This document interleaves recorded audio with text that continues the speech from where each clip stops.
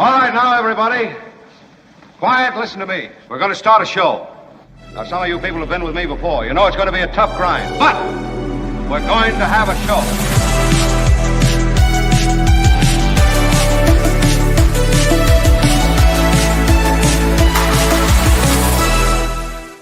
Thank you all. The Tuesday audience is maybe my favorite recorded audience. You know, we have on Tuesdays David Cay Johnston, the Pulitzer Prize winner, joining. And when it comes time to talk about the constitutionality and legality of things that are going on in America right now, I think David Cay Johnston is a great place to start.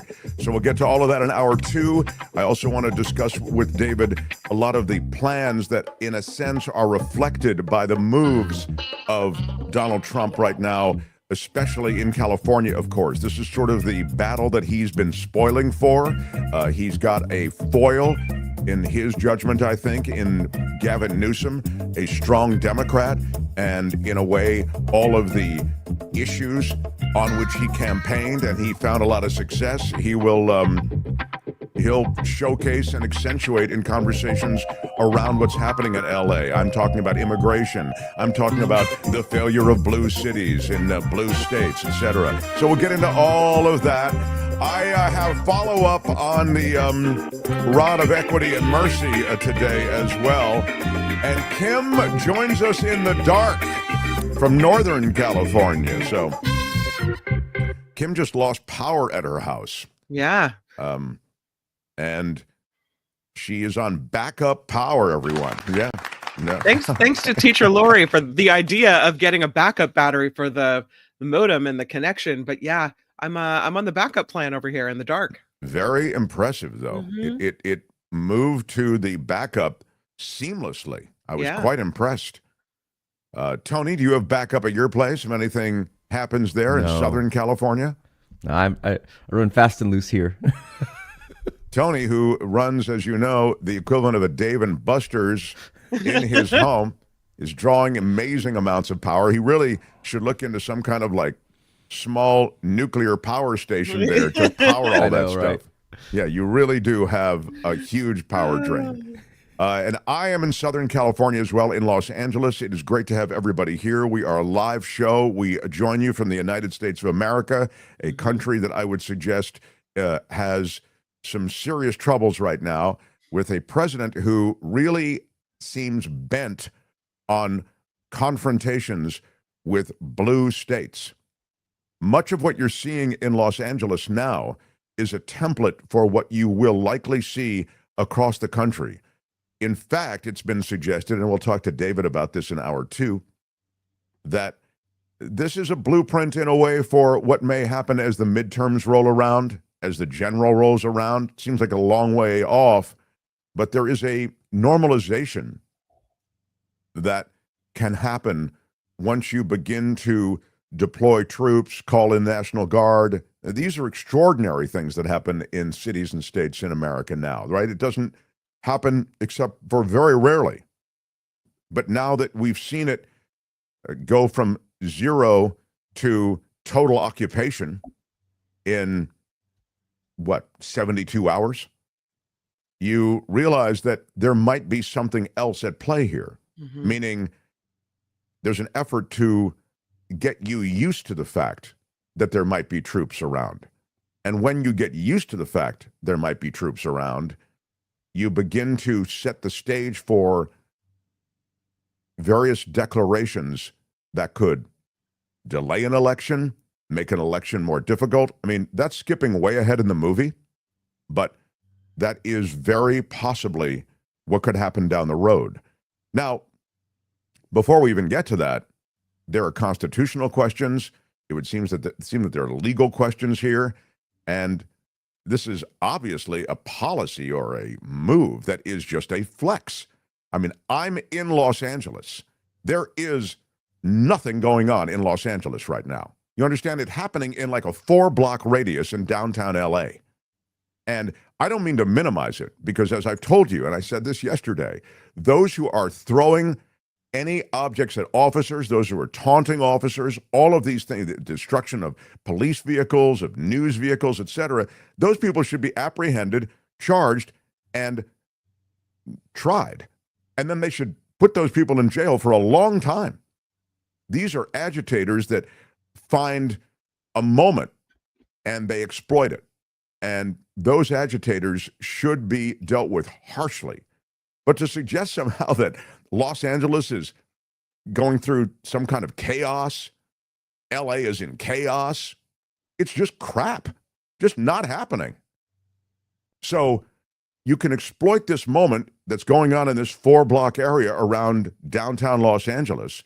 You can exploit it for political purposes, and then you can send in the National Guard, you're sending in the Marines. It's crazy. There are more Marines than there are protesters by a factor of 10.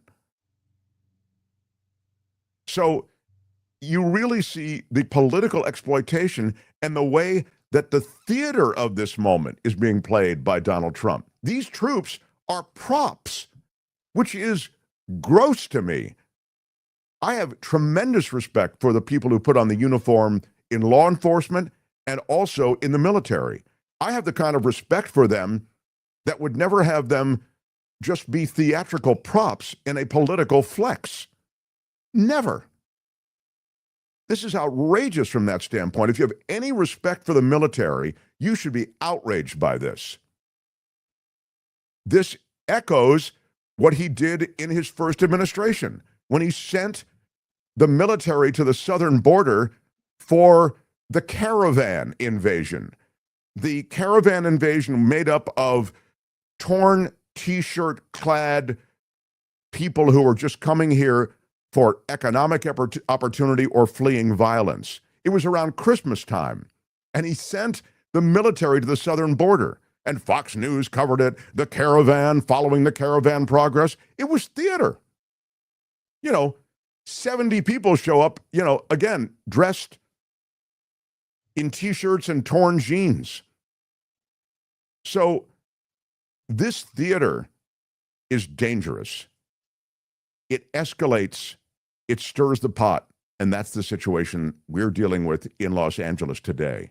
And the ripple effects are real. We have video and statements from Trump because he's well aware of the fact that he's really beyond his powers in this situation. He knows this. He's made statements about it. So let's get it on. The Mark Thompson Show. I did want to mention that at the bottom of this hour, I've got a New York Times best-selling author joining us. She has a new novel. It's a historical novel, and it takes place in Los Angeles against a backdrop of a wealthy part of Los Angeles that doesn't exist anymore. It was a wealthy black community in Los Angeles, and it is the backdrop for her novel. Her novel was one of the Bloomberg chose it as one of the 10 best novels for the summer. So Kyra Davis Lurie will join us at the bottom of the hour. So The Mark Thompson Show. All right, now, where are we starting? Tony, thank you for being here, first of all. I know you have 50 jobs, so it's great to have you here. Yeah. I wanted to start with what I mentioned, which is that Donald Trump is aware of the limitations of the presidency when it comes to the National Guard. When you find it appropriate to call a National Guard, I would suggest that this is not one of those situations. But anyway, you really can't do it unless certain declarations are made, and generally it's the governors who call the National Guard, as you're well aware. Donald Trump knows this, and here's how we know he knows. Laws. We have to go by the laws. We can't move in the National Guard. I can call insurrection, but there's no reason to ever do that, even in a Portland case.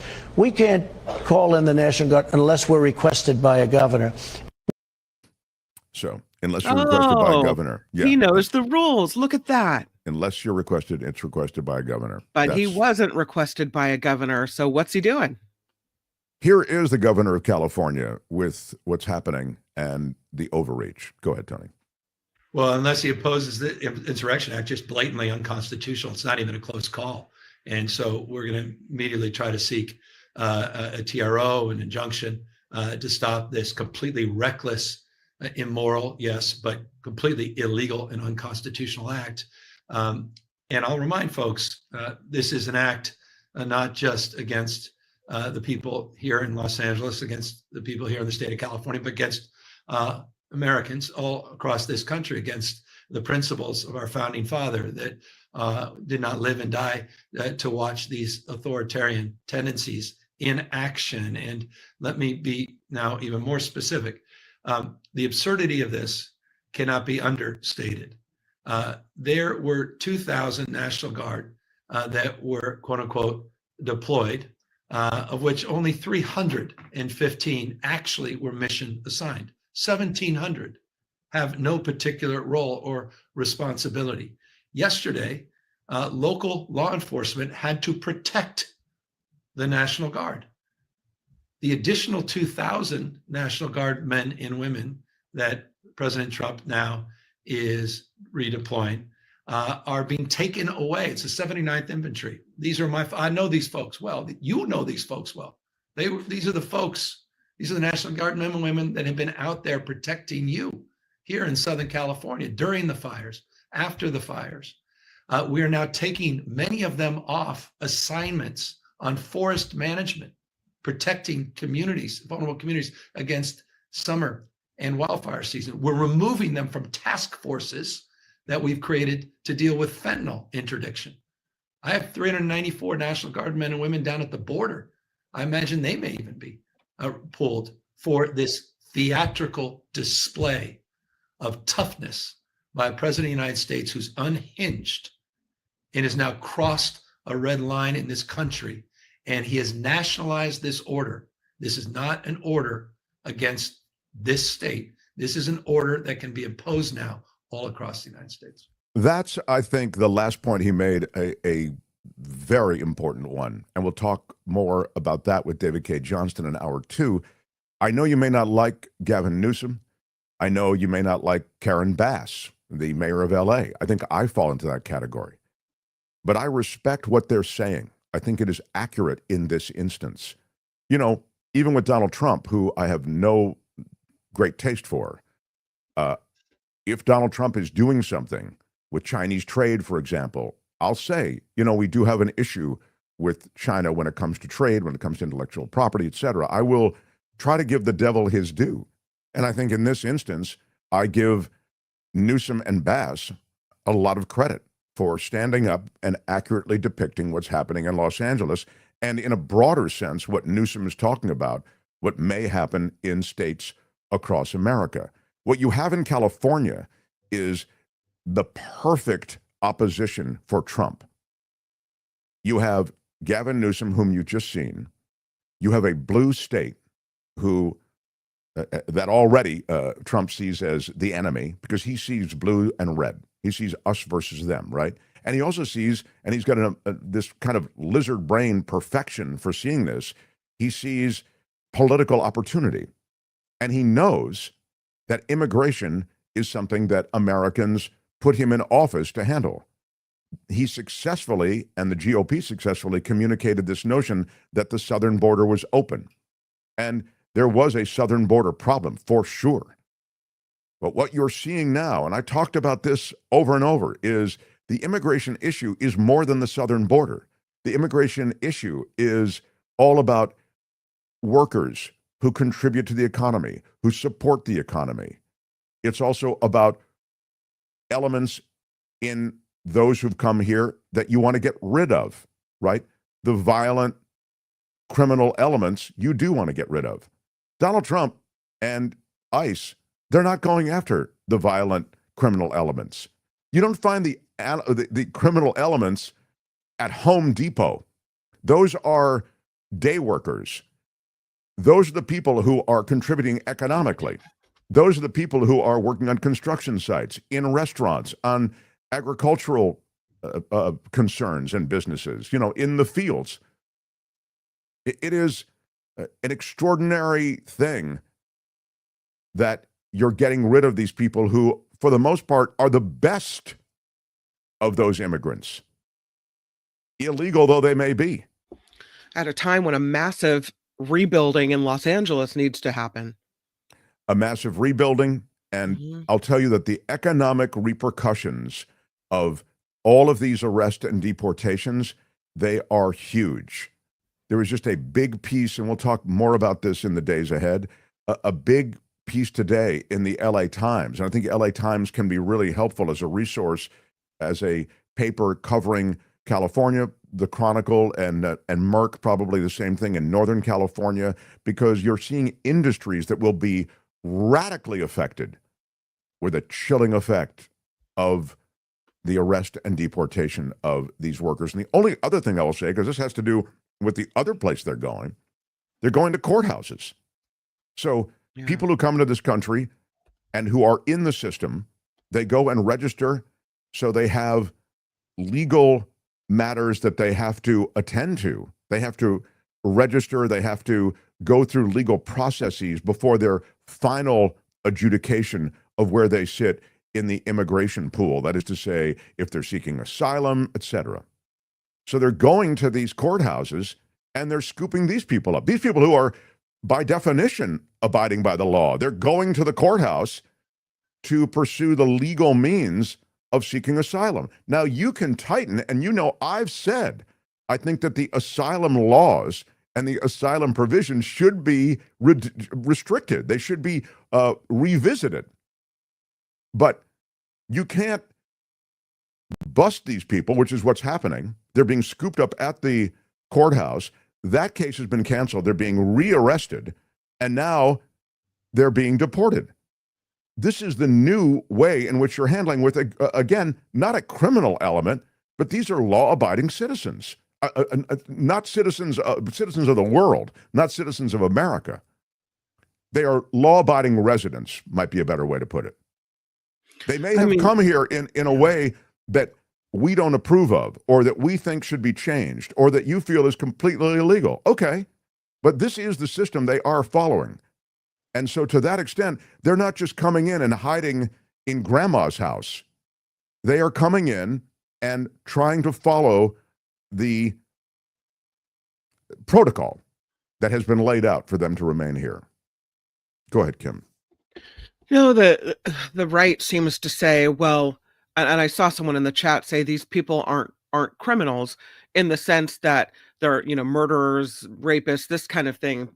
But the right is saying if you're here without documentation, you're breaking America's laws and therefore you're a criminal. But to your point, there is an asylum process. You can be here legally but not have citizenship, right? Or not have your papers yet, and you can still be allowed to be here while your asylum request is being processed.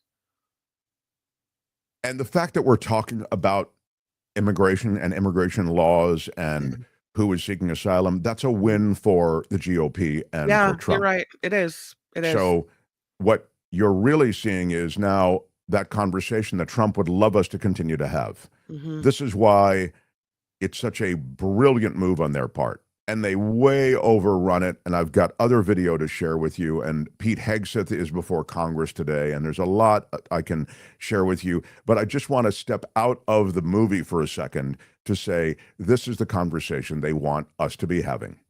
Because this distracts from DOJ going in, dismantling government, the government databases at Social Security, at IRS being scraped of our personal information. Palantir now will have a database on every American. It's being drawn from all of these different agencies. Musk took a bunch of data out of government. Now he is in a pissing match with the president. And we don't know where that data is going to end up. So the keys to the kingdom have been bestowed upon the tech bros in Washington, and they have used those keys to unlock all of our data. And that conversation has receded to the background because we're busy talking about immigration because there's a 5-alarm fire in what the president and his thugs are doing, sending people to Los Angeles, people who have no business being here. I'm talking about the Marines and the National Guard.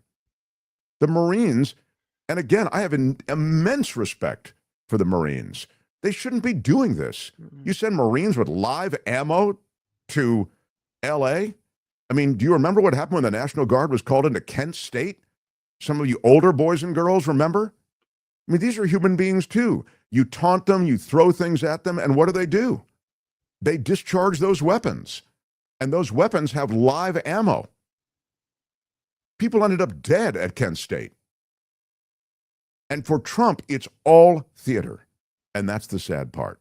Mark, JFK took over the Alabama National Guard to integrate the University of Alabama, just like Trump is doing. That was different, John. That was, and it's a good example, that was the way in which the feds were trying to enforce a federal law. Those integration laws were federal laws. And in 92, in Los Angeles, after the Rodney King riots, during the Rodney King riots, there was a sense in Los Angeles of things coming unglued. They were pulling people out of their cars. They pulled Reginald Denny, that truck driver, out of his car. They beat him within an inch of his life.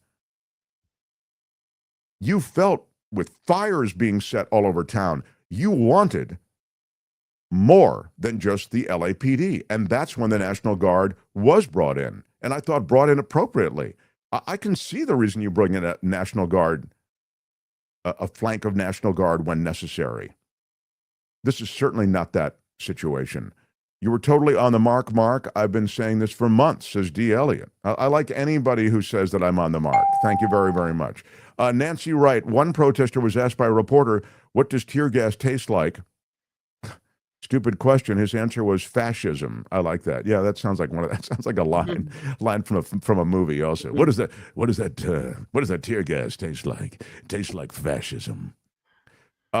Chaplain Fred with a $50 super chat. Hi, Mark and Kim. Why is Newsom allowing Trump to send the National Guard? Why is Karen Bass allowing it? I am so against the looting, but why is law enforcement helping out ICE? Why are we allowing Trump to do this? Well, to be fair, I mean, I get your point, and thank you so much, Chaplain Fred. You're a great supporter of the show, and I appreciate the $50 super chat.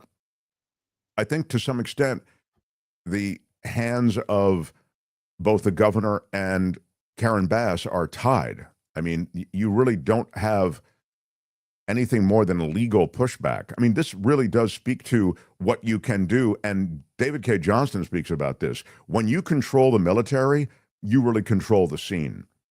And so what can you do, literally? And we'll talk to David Cay Johnston about that in the second hour. I mean, I think what they're doing is trying to pursue avenues through the courts. You heard Gavin Newsom talking about that he wants a temporary restraining order. They're going to go through legal means. That's really all they can do. Who is the greater criminal, asked Lewis? A 34-time convicted felon versus a day laborer who's not here legally doing a job that Americans won't do. Yeah, thank you, Louise. Oh, I mean, the lawlessness is, on full display.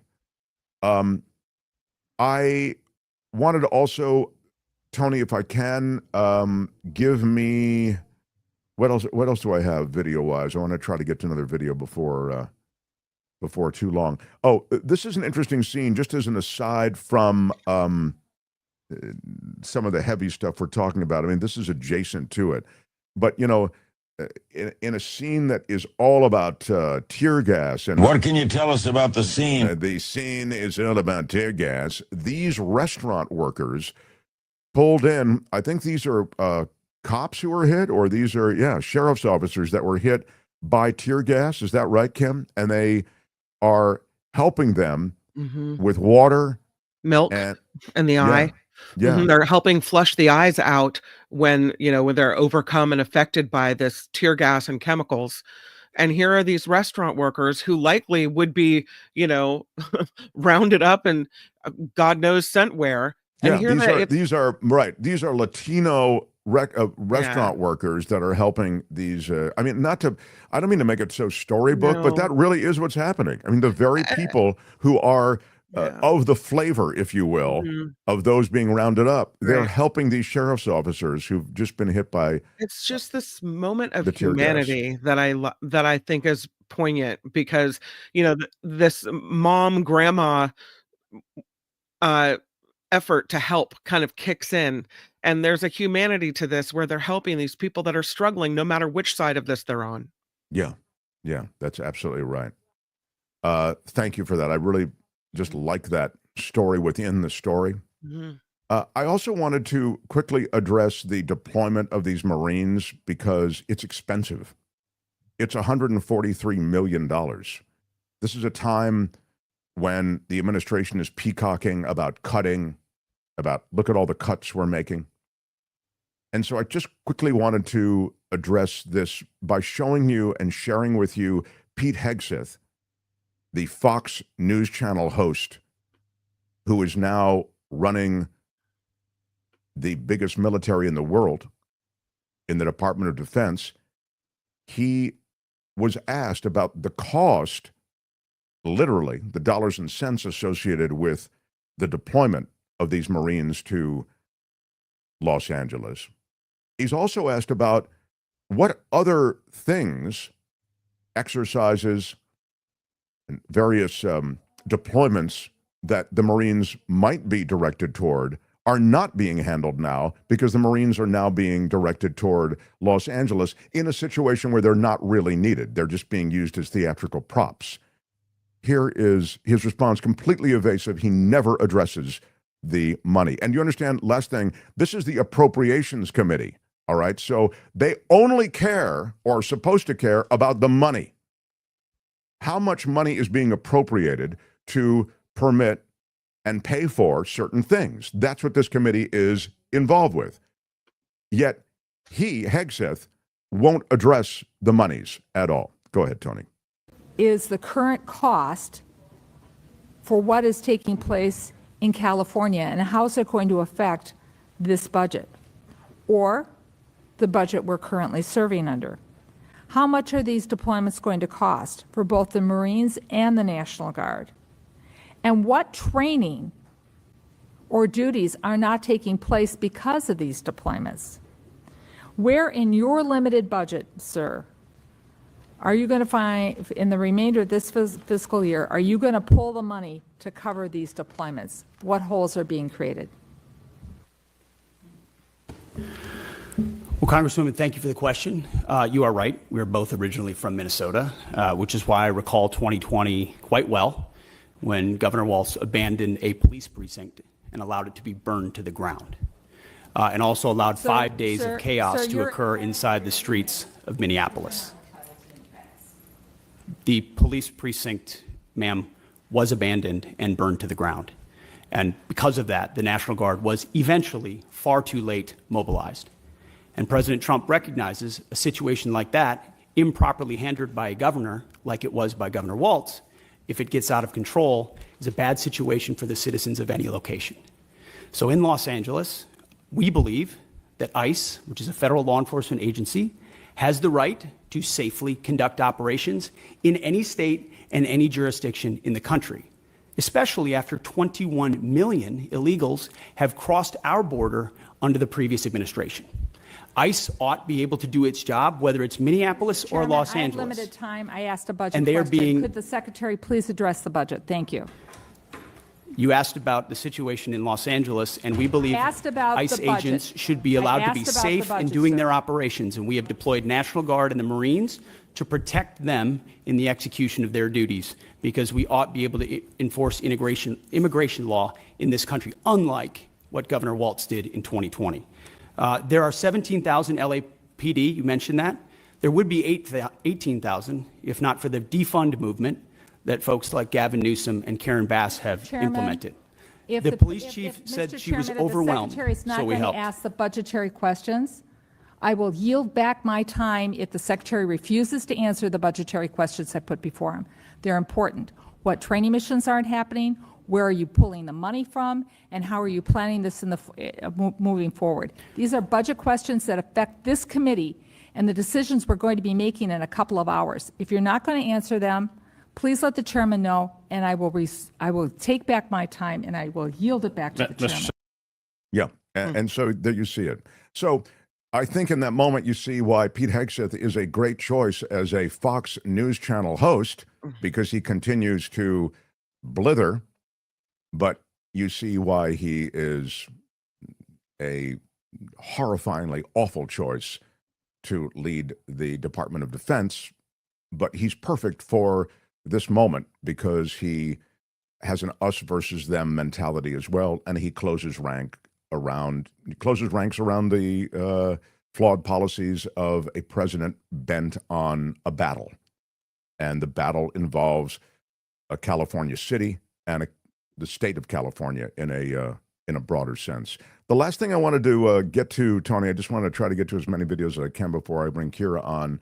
I sent you one other thing regarding sort of what's going on. I think I have don't I have a video on, the economy, and, I was just mentioning that everything that's going on in Los Angeles is rightfully taking the media oxygen.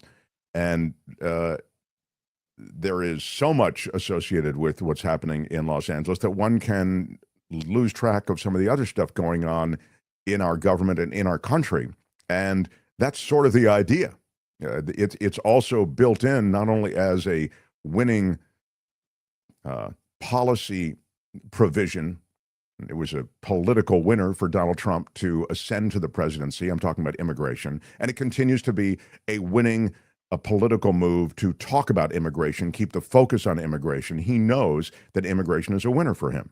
So the more we talk about everything going on in Los Angeles, and we have to, because of all of the overrun and overreach and illegality and troops being sent there and the threat of violence, and is there more violence being fomented and all that stuff deserves being talked about. But it's also serving as a distraction from what is an abominable policy that this administration has economically. The tariffs, the completely misguided way that Trump and his minions look at the economy, the incompetence at the highest levels of government across the board. And so the labor secretary was on Fox News Channel. And the labor secretary was confronted. Again, Fox News Channel, I think it's Fox Business with that Stuart Varney guy. She's asked about this onshoring of jobs and, the idea somehow that industry is coming back to the good old US of A because of the new ways in which industry is being penalized for going offshore and imports are being tariffed, etc. So all of that is folded into this question. But the bottom line is we're not doing well. And she doesn't know what to say. So she just starts denying and making crap up. And this is the state of America now. Go ahead. 8,000 manufacturing jobs were lost in May. That's not what you wanted to see. Well, we're certainly holding steady, and under the Trump administration, manufacturing jobs are still up over what the last administration under Biden had. The focus of my America at Work tour is to increase those manufacturing jobs, and we'll continue to stay laser focused on that as the president continues to double down on how important this is to the American economy. But how come we're losing 8,000 manufacturing jobs in May? And when there's a big push to bring manufacturing jobs back to America, how come we're losing those jobs? Well, we're certainly holding steady, and as we increase construction jobs, that's not true at all. Healthcare jobs, and again, that focus on building those manufacturing plants, it will take some time. The president has done a wonderful job in negotiating the level playing field. As far as the tariff discussions have gone, but those onshoring of those jobs, we're seeing tens of trillions of dollars being reinvested here in the United States. And I'll continue to focus on that skilled workforce as those manufacturing jobs continue to grow. Okay, so that's total BS. Yes. And even that, you must know, even not following the ball too closely, you can just listen and go, tens of trillions of dollars? This is crazy land. She's just pulling stuff out of her ass. But we're holding steady, Mark. We're holding steady, and tens of trillions of dollars is coming back. It's objectionable. It's an insult to your intelligence to have to listen to this. These are the people who are running this country right now. I haven't even gotten to RFK Jr. He dismisses everybody on the Vaccine Review Board. These are the people on the Vaccine Review Board who will put these vaccines to the most rigorous challenges and review. So it's all just so offensively awful. Cousin Erie with a $10 super chat says, create a crisis and cancel elections. That's the plan. Well, that's the, and then I've got Kyra waiting and I want to get to it. She's a brilliant author and I'll get to her in a second. Let me just speak to that. I touched on it at the beginning of the show. I think that might be way ahead in the movie. but I also see the canceling of elections as maybe a little too obvious. Of course, they don't really do a lot of sleight of hand, so maybe you're right. I mean, there's not much in the way that this crew does surreptitiously. They screw up their signal chat stuff. They're right in front on the corruption with the meme coin. I just think it's kind of a corrupt crew, and they don't really cover their tracks. So you might be right. They might cancel or postpone the elections. What I think would be more likely is that the nature of the election will change. That is to say, the presence of troops and the modification of the way the election is done, that may change state to state. It may be a lot harder to vote. They already do that kind of voter disenfranchisement, as you know. So this is a to be continued. But I think the canceling of elections, it might happen because you're right. This crew turns everything up to 10. But I would say it's more likely that something will be kind of more Viktor Orban in Hungary type thing. I mean, there's still elections in Russia. You know what I mean? There are elections. You'll still get a chance to vote. But I'd suggest the outcome may be predetermined or in some way managed. And a lot of what you're seeing now might have something to do with it, or at least be a component of it. So again, as I say, that's a to be continued. All right. The Mark Thompson Show. I'm glad you're all here. It is a Tuesday, Love Tuesdays, for a lot of reasons. And today it's for a New York Times bestselling author and screenwriter joining us. She is the author of a new novel, The Great Man, it's called. And it's set in Los Angeles. How about it for Los Angeles? All of our friends in Southern California. This is her first historical fiction novel, and it is set in a part of LA that doesn't really exist anymore, but was a vibrant, vital place in which some of the wealthiest Black Americans were living. They came from show business. They came from many different backgrounds. And this is the backdrop for her latest. So please welcome the author of The Great Man, Kyra Davis Lurie. And welcome. Now, I want to do something with you now. We're going to start. I told Kim I'd ask you. Kim insisted that your name is said Kyra, not Kyra. Well, it's Kyra. Sorry, Kyra. It's Kyra. Yeah. Yep. Yeah. But Kim and I fight about things all the time. Kim's always spoiling for a battle, And so this was her latest. And I said, I know Kyra, and I know how she says her name. That was not, very seldom can I prevail in an argument with Kim. So welcome to the show, first of all. Thank you. Yeah. Hey, congratulations on your success and all of your successes. I mean, you're a New York Times bestselling author, and your latest, The Great Man, is your first historical novel.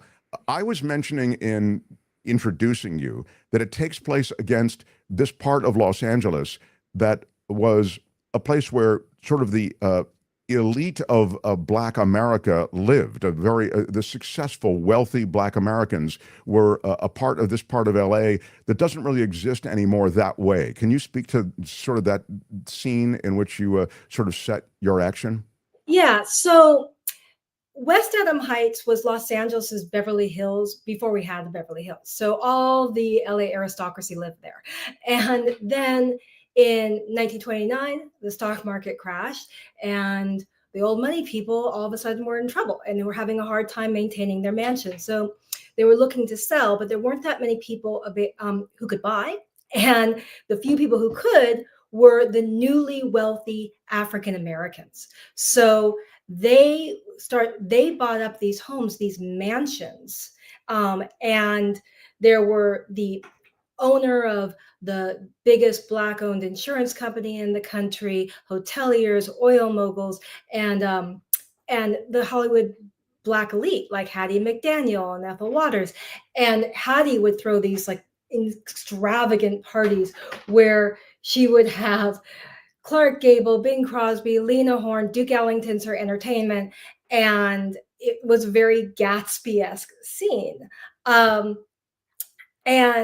while all this going on, however, there were racial covenants on those homes that said the only Black people who were allowed to live there had to be servants to white people.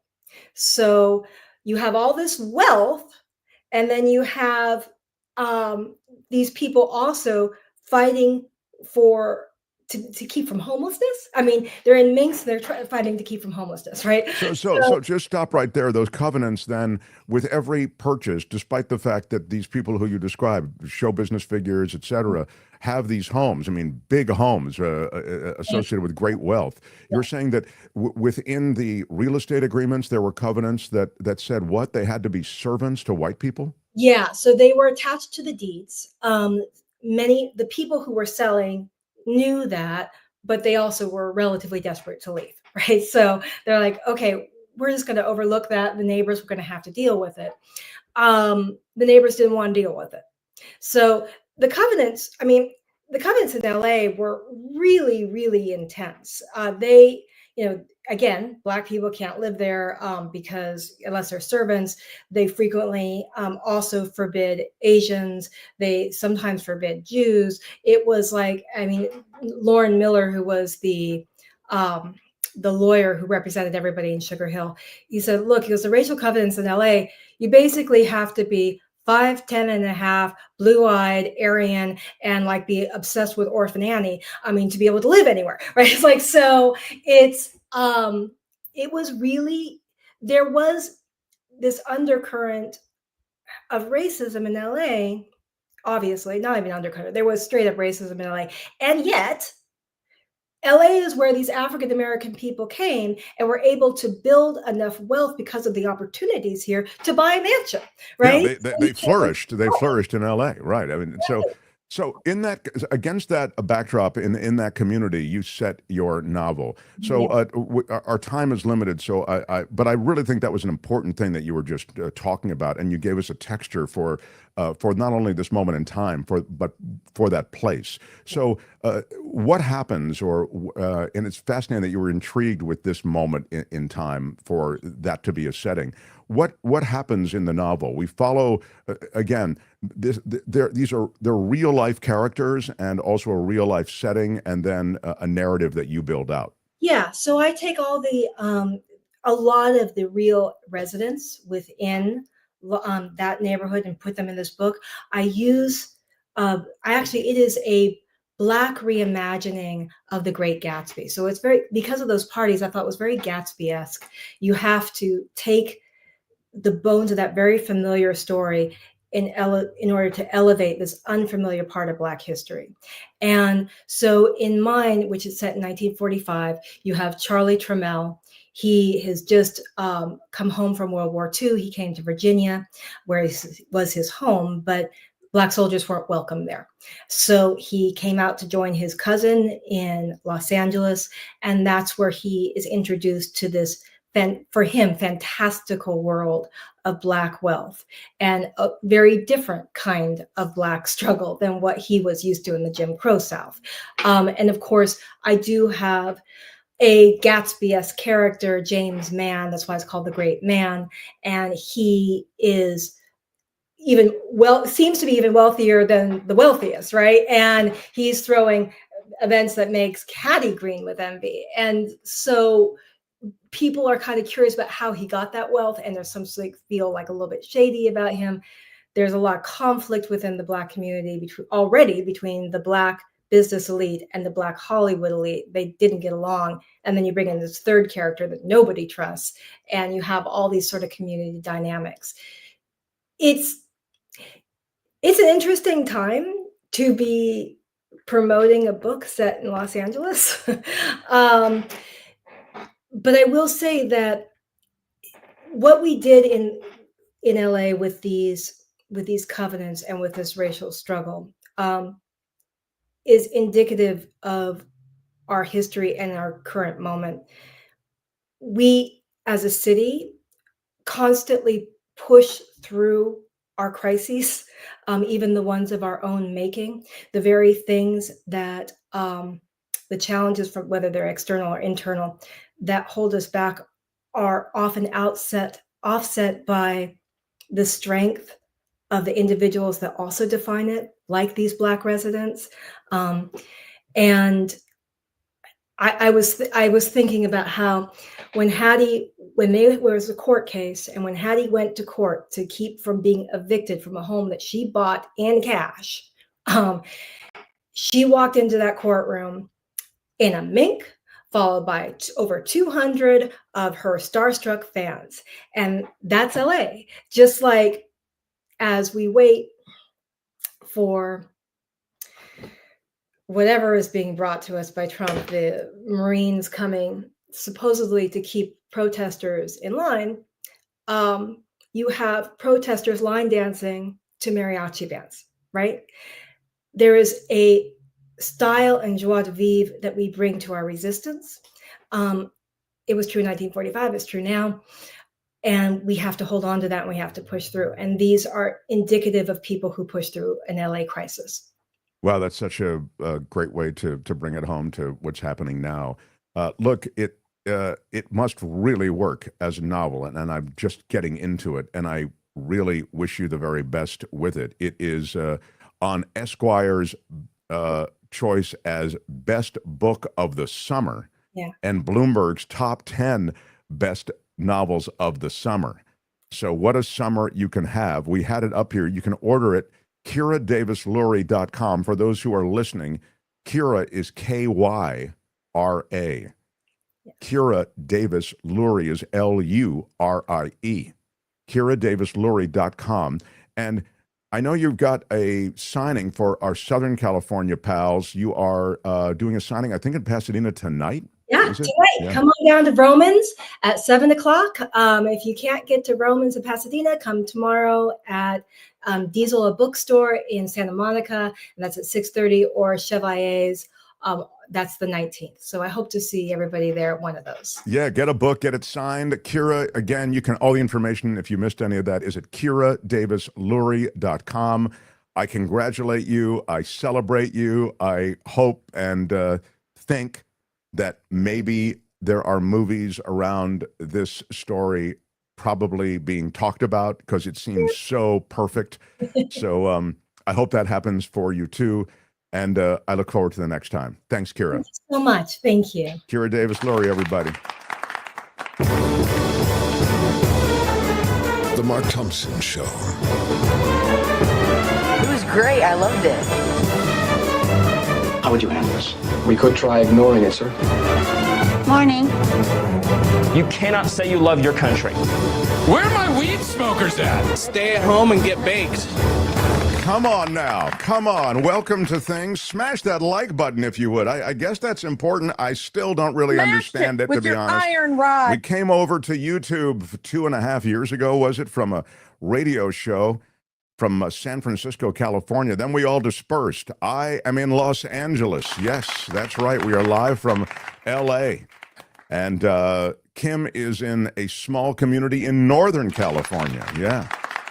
And Tony is in a secret location in, I don't know where he lives. I don't want to know, in case far I'm enough from subpoenaed. LA. Your Honor, I never went to his house. I don't want to live. No, yeah. But it is great to have everybody here. The great David Cay Johnston joins us in just minutes. I have more stuff to get to, although I thought we packed a lot into the first half hour. If you missed any of it, you can go back and check it out on the podcast, and Tony will break it out as a separate video as well. Kim, I feel as though we should get to some news from you while there's time.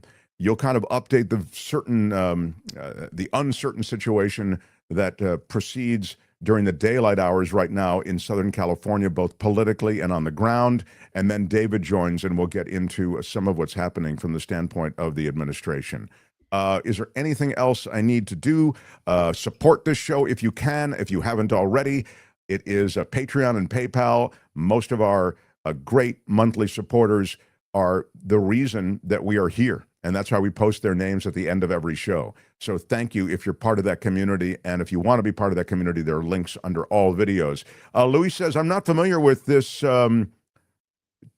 chick. It's about the video you played about the woman who said that we're holding steady. Yeah, she's your labor secretary. Get to know her, Luis with a $5 super sticker says, I'm not familiar with this chick. Is she a new Trump Barbie? I just can't keep up. The level of ignorance needed to buy her tall tale is ridiculous. Yeah. If you missed it, she testified. I'm sorry, she was in an interview with that Stuart Varney guy from Fox News Business Channel. And she was just, I mean, it was crazy. She was talking about the loss of manufacturing jobs as though they weren't being lost. She said, well, they're holding steady. No, they're not. They're going out the door by the thousands. And then she made up figures of the tens of trillions of dollars coming into the U.S. economy thanks to Donald Trump. I mean, it's just so clearly the great American bullshine machine. Alternative facts much? Yeah.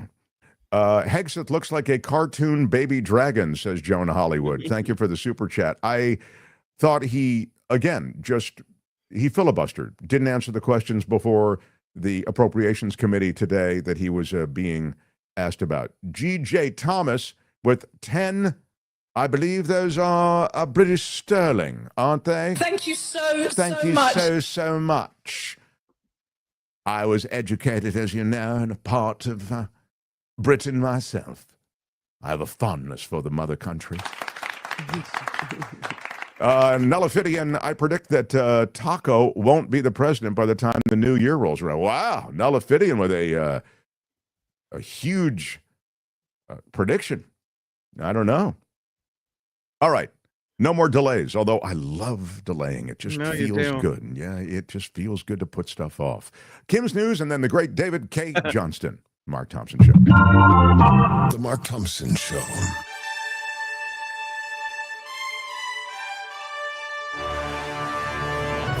On the Mark Thompson Show, I'm Kim McCallister, and this report is sponsored by CoachellaValleyCoffee.com.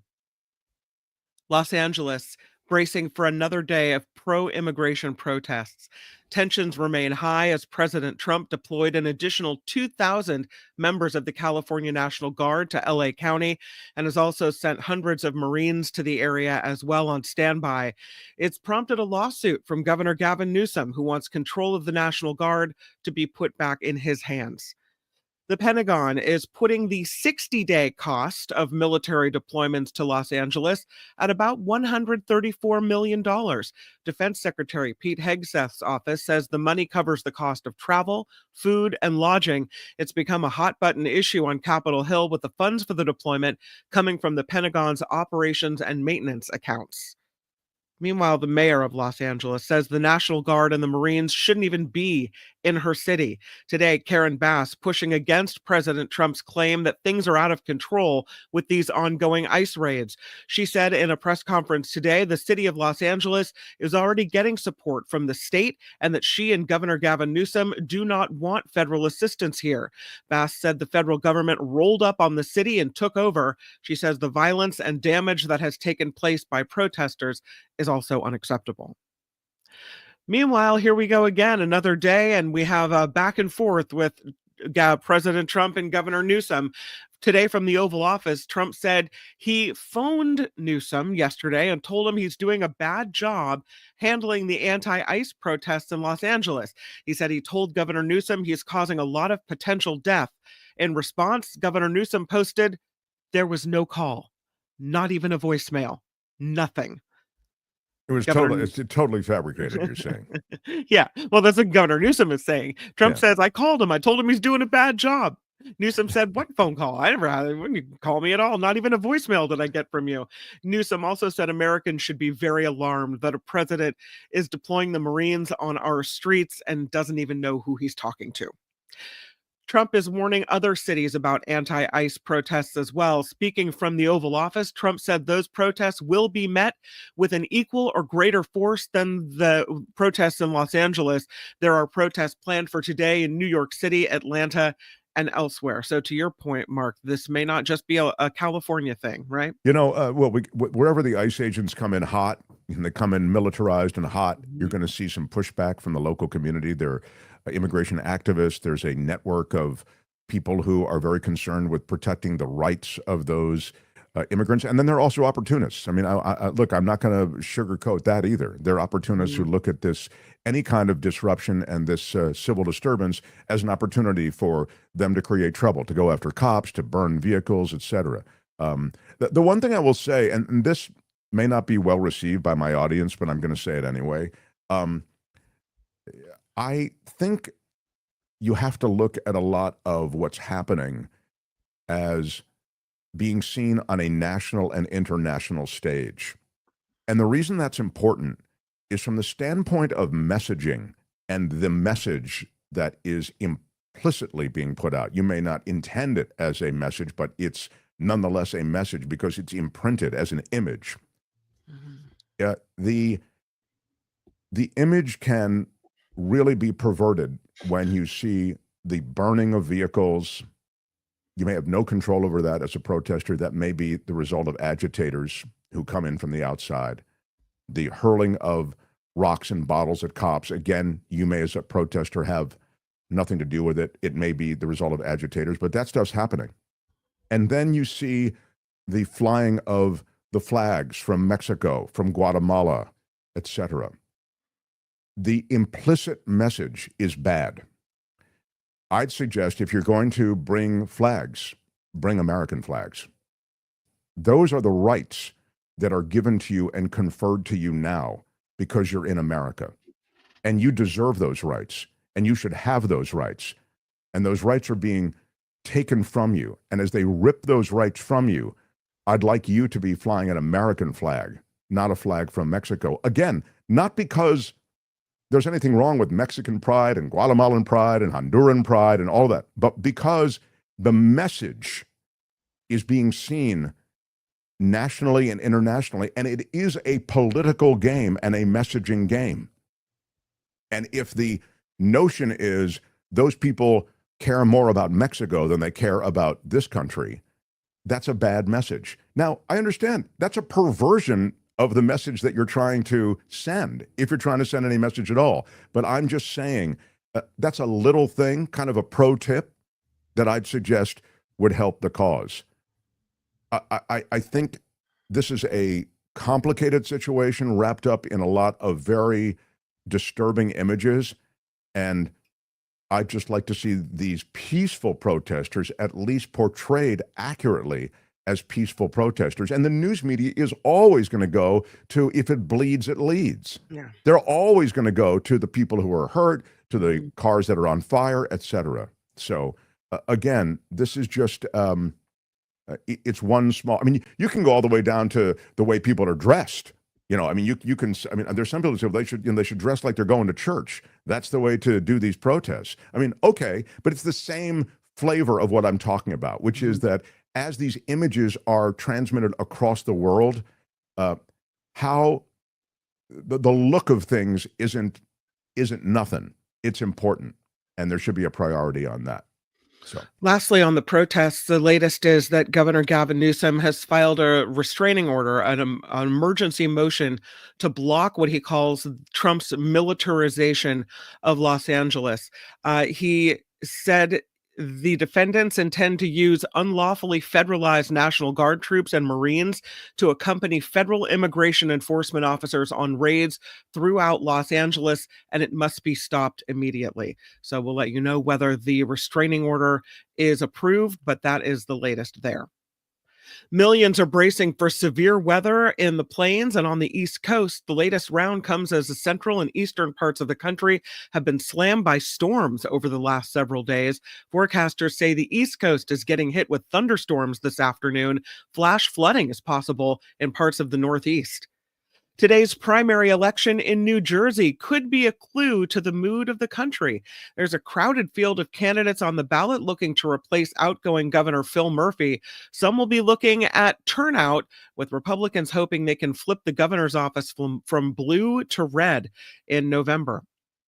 There is a bipartisan bill seeking to raise the minimum wage. Republican Senator Josh Hawley and his co-sponsor, Democratic Senator Peter Welch, filing the legislation Tuesday, today, to double the federal minimum wage to $15 an hour. The bill would also set automatic increases to match inflation over time to prevent future standstills like the nation has faced since the last federal hike in 2009. 30 states, just about, are suing 23andMe. The DNA genealogy company filed for bankruptcy. The lawsuit seeks to stop the company from auctioning off the private genetic data of some 15 million customers. The lawsuit argues DNA data, health-related traits, and medical records are too sensitive to be sold without each person's consent. Customers of 23andMe can also take steps to have their genetic information stored by the company deleted. I would hope. I mean, that's extraordinarily scary. I mean, in your terms and conditions, it allows them to sell your personal data. Mhm. Wow. This report sponsored by CoachellaValleyCoffee.com. It is the most delicious coffee and the most delicious tea you will ever have. CoachellaValleyCoffee.com. Ooh, a Father's Day special. Oh, there's a Father's Day special. I love that. How about I'm seeing it for the first time.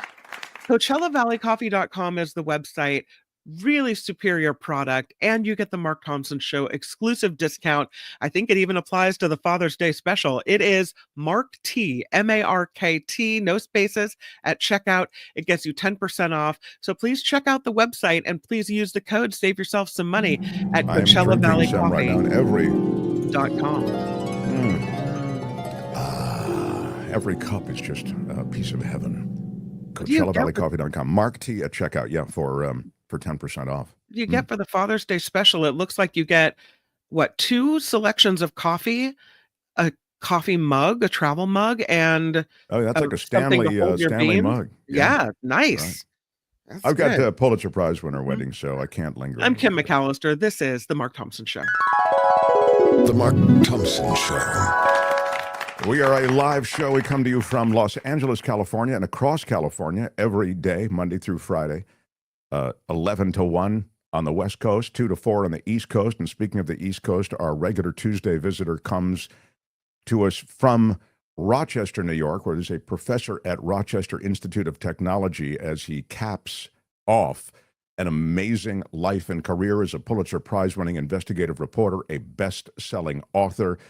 His brilliance was I don't mean to be too effusive, but you know how I feel about David Cay Johnston. It's kind of like hero worship. So I'll just mention this. He did co-found DC Report, which you should find and continue to find as a robust area of information on the internet, dcreport.org. I'm sure he's made uncomfortable by the fact that I lavish him with praise every week, but nonetheless, he is here. David Cay Johnston, sir. This week's check is in the mail to you, Mark. I was thinking about where to start with you on what's happening in Los Angeles with the deployment of Marines, with the National Guard being commandeered by Donald Trump. And I'm just going to ask you to comment, and you can start wherever you want. Sure. Just one little thing ahead of that. There's an interesting story at DC Report by Jordan Barab, who used to be the deputy head of OSHA. Guess how much the Trump administration plans to spend per worker on safety in the coming budget?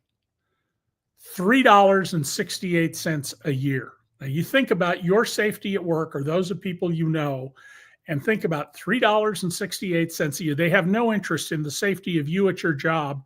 And if you have an office job, you shouldn't assume that that means you're safe. Anyway, just to follow up on that, I mean, they've gutted OSHA. They view that as regulatory. They don't like any regulation whatsoever, any oversight. Right. Yeah. And you know, most employers try to do the right thing. But we have had some really nasty employers where worker after worker after worker loses an arm, a leg, an eye, or is killed. And those are the ones who are going to benefit, the really worst ones. So anyway, let me go to your question, though, which, you know, I covered the LAPD for 3 years for the Los Angeles Times. So I'm very familiar with its workings. And the LAPD, for all of its faults, is more than capable of dealing with these protests. They've been relatively mild. I think there have been fewer than 60 arrests. At least when I got up this morning, there were fewer than 60 arrests. There have been a few cars burned, which is, I'm not supporting or that in any way. But there are an estimated 1 million people who are in the country with limited or no permission in Los Angeles County. And let's remember that LA County is so populous that if it was a state, it would be the 11th largest in population. There are 40 states with fewer people than Los Angeles.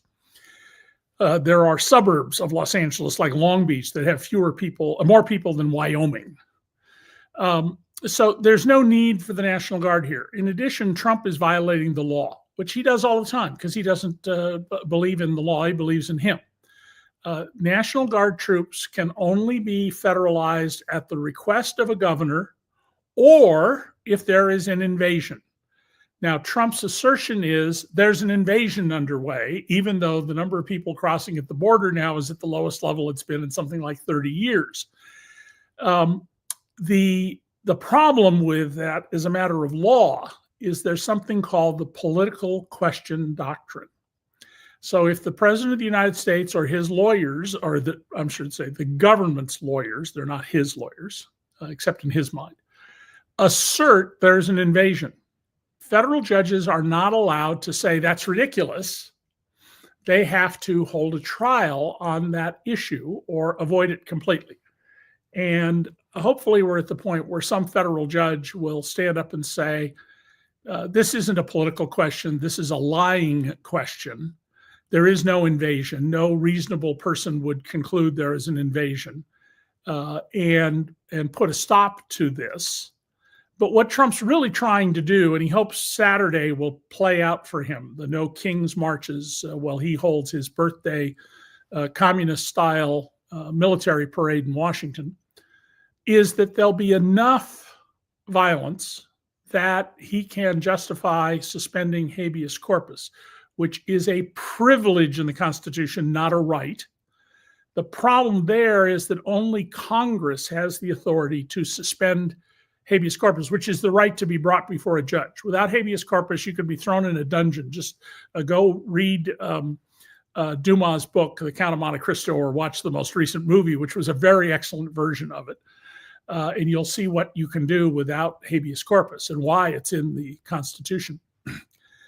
Donald is in the stage of trying to consolidate his dictatorship. He's not there yet. He hasn't vanquished all of his foes, but he's vanquished a lot of them.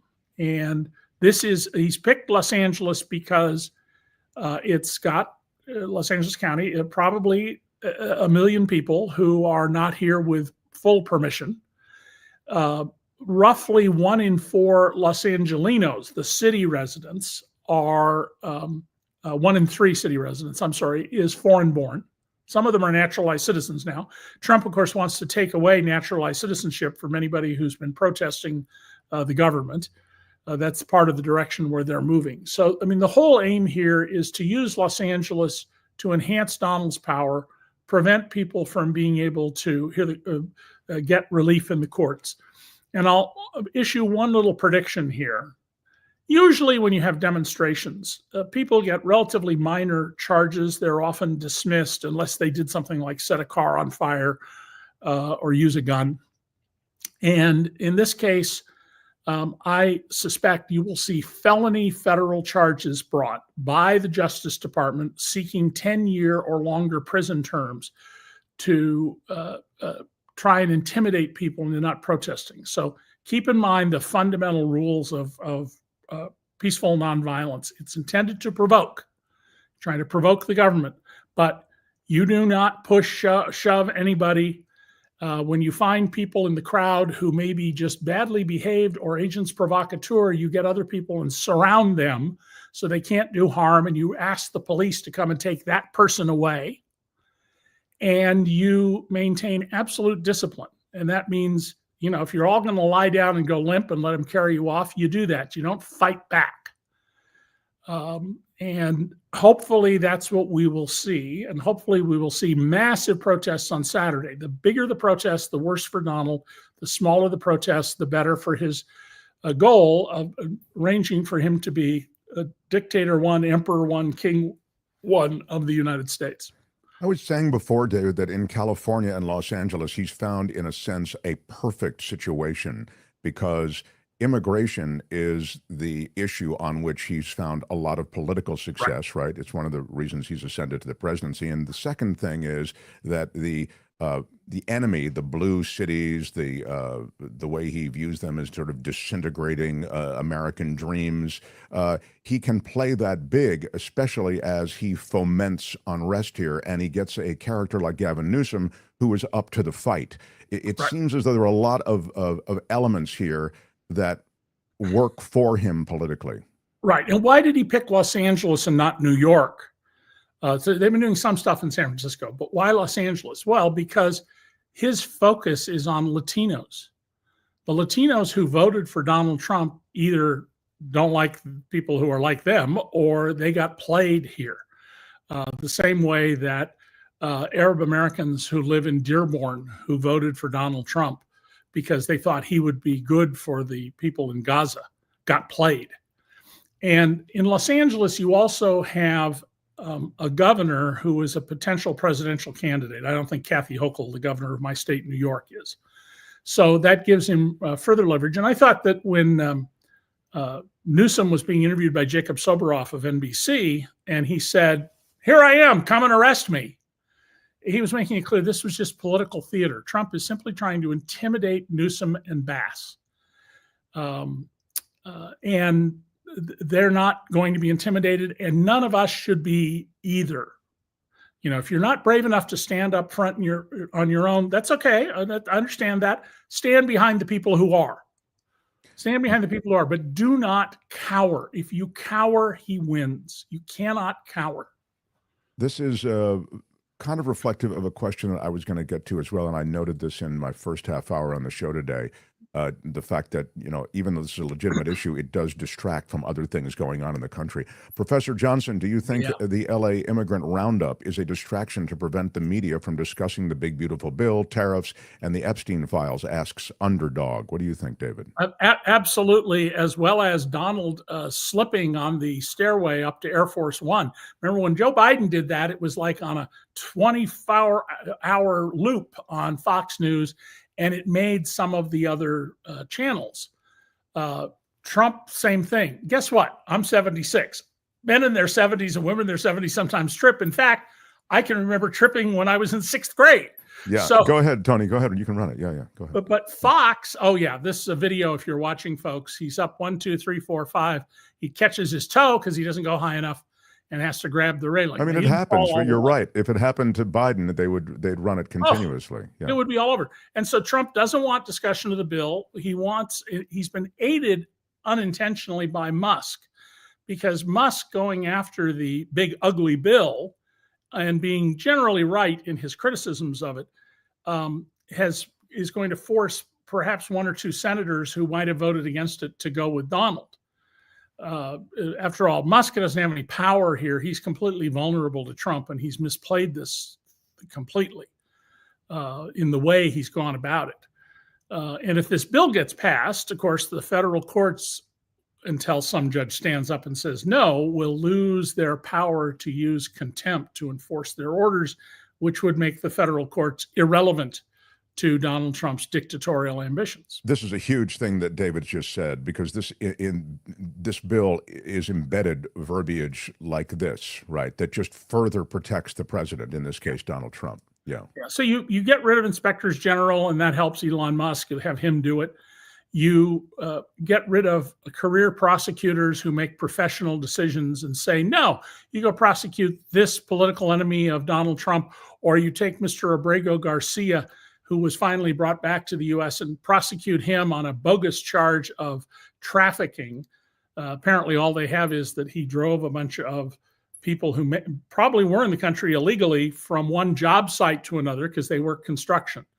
They're in the country already. That's not trafficking people by any stretch. And the head of the criminal division of the U.S. Attorney's Office in Nashville, Tennessee, resigned as a matter of principle. And we've seen a number of prosecutors. And then I think I mentioned on your show, it may have been when you were gone, that the IRS now has a new budget for civil tax fraud, something Donald was found to have committed twice. He lost 2 trials over this years ago that nobody seems to know about unless they read my work. And in a civil tax fraud case, you have to have experts. You have to have accountants and economists sometimes, and maybe chemists to testify about the fraud. And the new budget for civil tax fraud expert witnesses is $1 per case. Wow.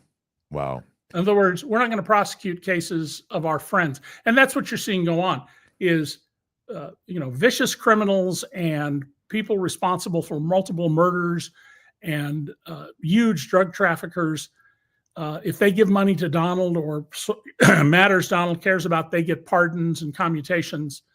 And people who have the thinnest reed of a case against them, they get heavily prosecuted. And that's what you're definitely going to see with at least some people who will be made examples of in Los Angeles by this administration.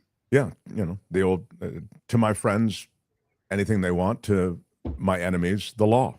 Yeah. This is just as an aside. Debbie says, when will Trump try to end Cinco de Mayo celebrations? Yeah, there's clearly an anti-Latino, a strong anti-Latino flavor to things. Yeah.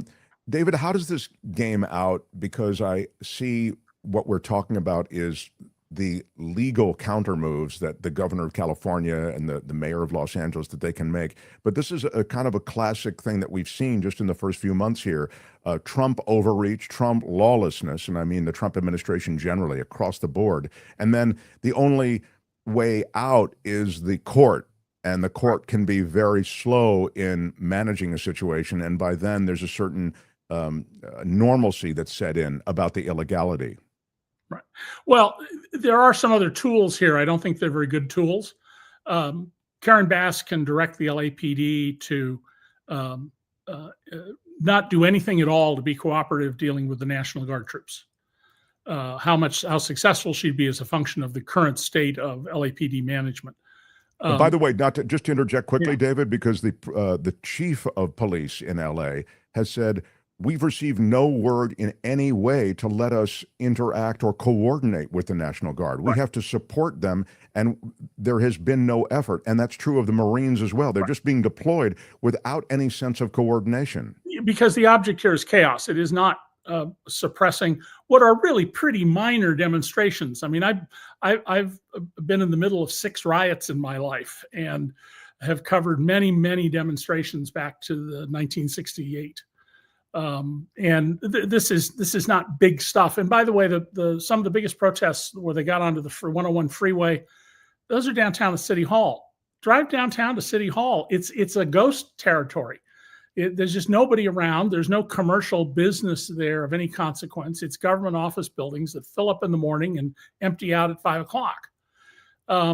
So the one of the tactics could be employed here is for the state to seek emergency orders that the National Guard has improperly been brought up. I'm sure there have been discussions of whether Newsom can issue an order to National Guard members saying you do not follow this directive from the president. They've probably rejected that as not a wise strategy. But I do think that Newsom, Bonta, the Attorney General, and Bass all need to look for the most aggressive responses they can, and they need to keep saying, this is just interference. By the way, I don't know if you've seen the TV footage of the National Guard's guys, but they were sleeping on linoleum or marble floors because nothing was done to prepare them. Right. These are people who they're weekend warriors. They have jobs, they have families.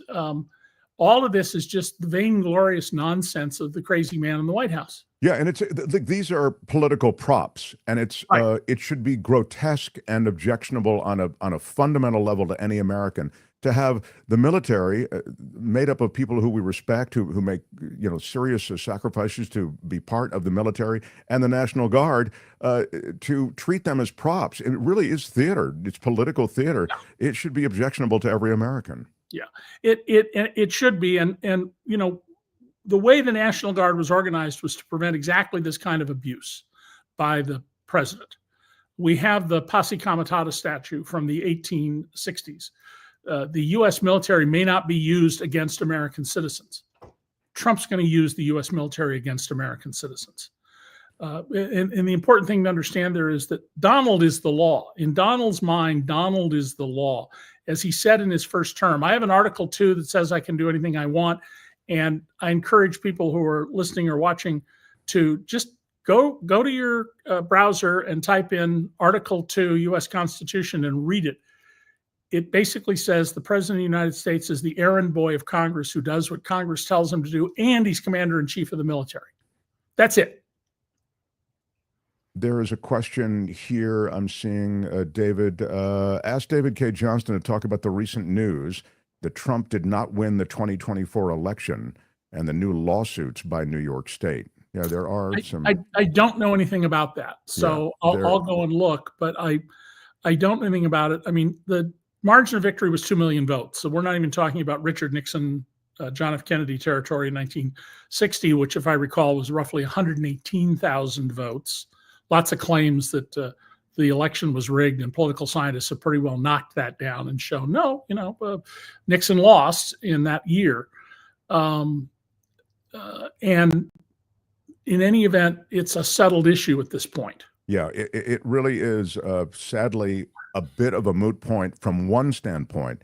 Nonetheless, we were having a statistician on, I think, in a couple of weeks, maybe even next week, and we'll talk more about this, and I'll get more into that case. But as David says, it really, sadly, is, it is what it is right now. Yeah. But it's interesting, David, just on that kind of the extension, to skip ahead in the movie, we've had several comments already today about Trump's move to bring the military into Los Angeles in a situation that they're clearly not needed for all the reasons that you've detailed already.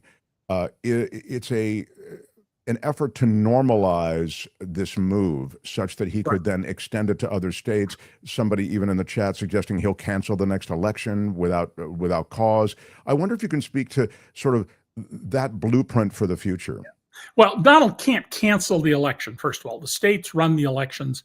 One of the reasons you should have confidence in the election vote counts is it's a widely dispersed system. There's no central control of what's going on. I just voted in our local school board and school budget elections, and the new voting machines, there's a paper slip. It shows what the machine records, and you get to see it. Certainly a lot better than the old voting machines, but you do need a paper trail. But Donald can do a lot to interfere with the elections. I mean, this Republican legislation that a married woman who takes her husband's name cannot use her driver's license to verify that she's a citizen and can't use her passport, apparently. It's going to be a real problem, and that's going to limit women. Well, historically, women have been more liberal in their voting than men, although Trump won the women's vote, which is just shocking to me. But that is part of this general voter suppression measure. A few years ago on your show, we talked about how in Dodge City, they went to a single polling place located more than a mile beyond the end of the bus line, so that if you didn't have a car, it was almost impossible to get there. And why was that done? Well, something like 1 out of 3 people in Dodge City, Kansas is Latino, and something like 1 out of 5 don't have a car. And so you're going to see all sorts of voter suppression measures. For years, the Republicans operated under a federal court order that they couldn't call up and say things like, if you turn up to vote, you're going to be arrested. They would make robocalls doing this. That was lifted. And immediately, very next election, the Republicans were back to these techniques of threatening people. I've literally had somebody walk up to me in person at an airport and ask me, can they arrest you if you go to vote? And I go, of course not. That's just designed to scare you. That's ridiculous. But most people are not steeped in these matters, and they don't know that. Yeah, things are going to get a heck of a lot worse before they get better, Mark. And right now, the only thing standing between us and pure tyranny is judges. That's scary. That's really scary. I was making the point, too, just on the election thing that, in communist countries and authoritarian countries, there are elections. They have elections. There'll be an election. The question, it's good old-fashioned voter disenfranchisement and the ways in which you've described. All of these things can sort of manage the outcome, All right. In our last couple of minutes, I want to just get to what's happening on the ground and then what's likely to happen. It'll come down to the courts, and Donald Trump maybe better than anyone. You've been reporting on him and have written literally books on him, volumes on him. Does he back off from this, or does he lean into this because he's getting the fight he wants? No, he's going to lean into this as long as it's in his benefit. And Homan has made it very clear they intend to do this every day until they've gotten the 1 million people they want to get in LA County out. Now, notice, by the way, that Donald insisted that our country has been invaded by murderers, rapists, escapees from prison, and mental asylums. And that's not who they're arresting, because that was nonsense. They're going to Home Depot.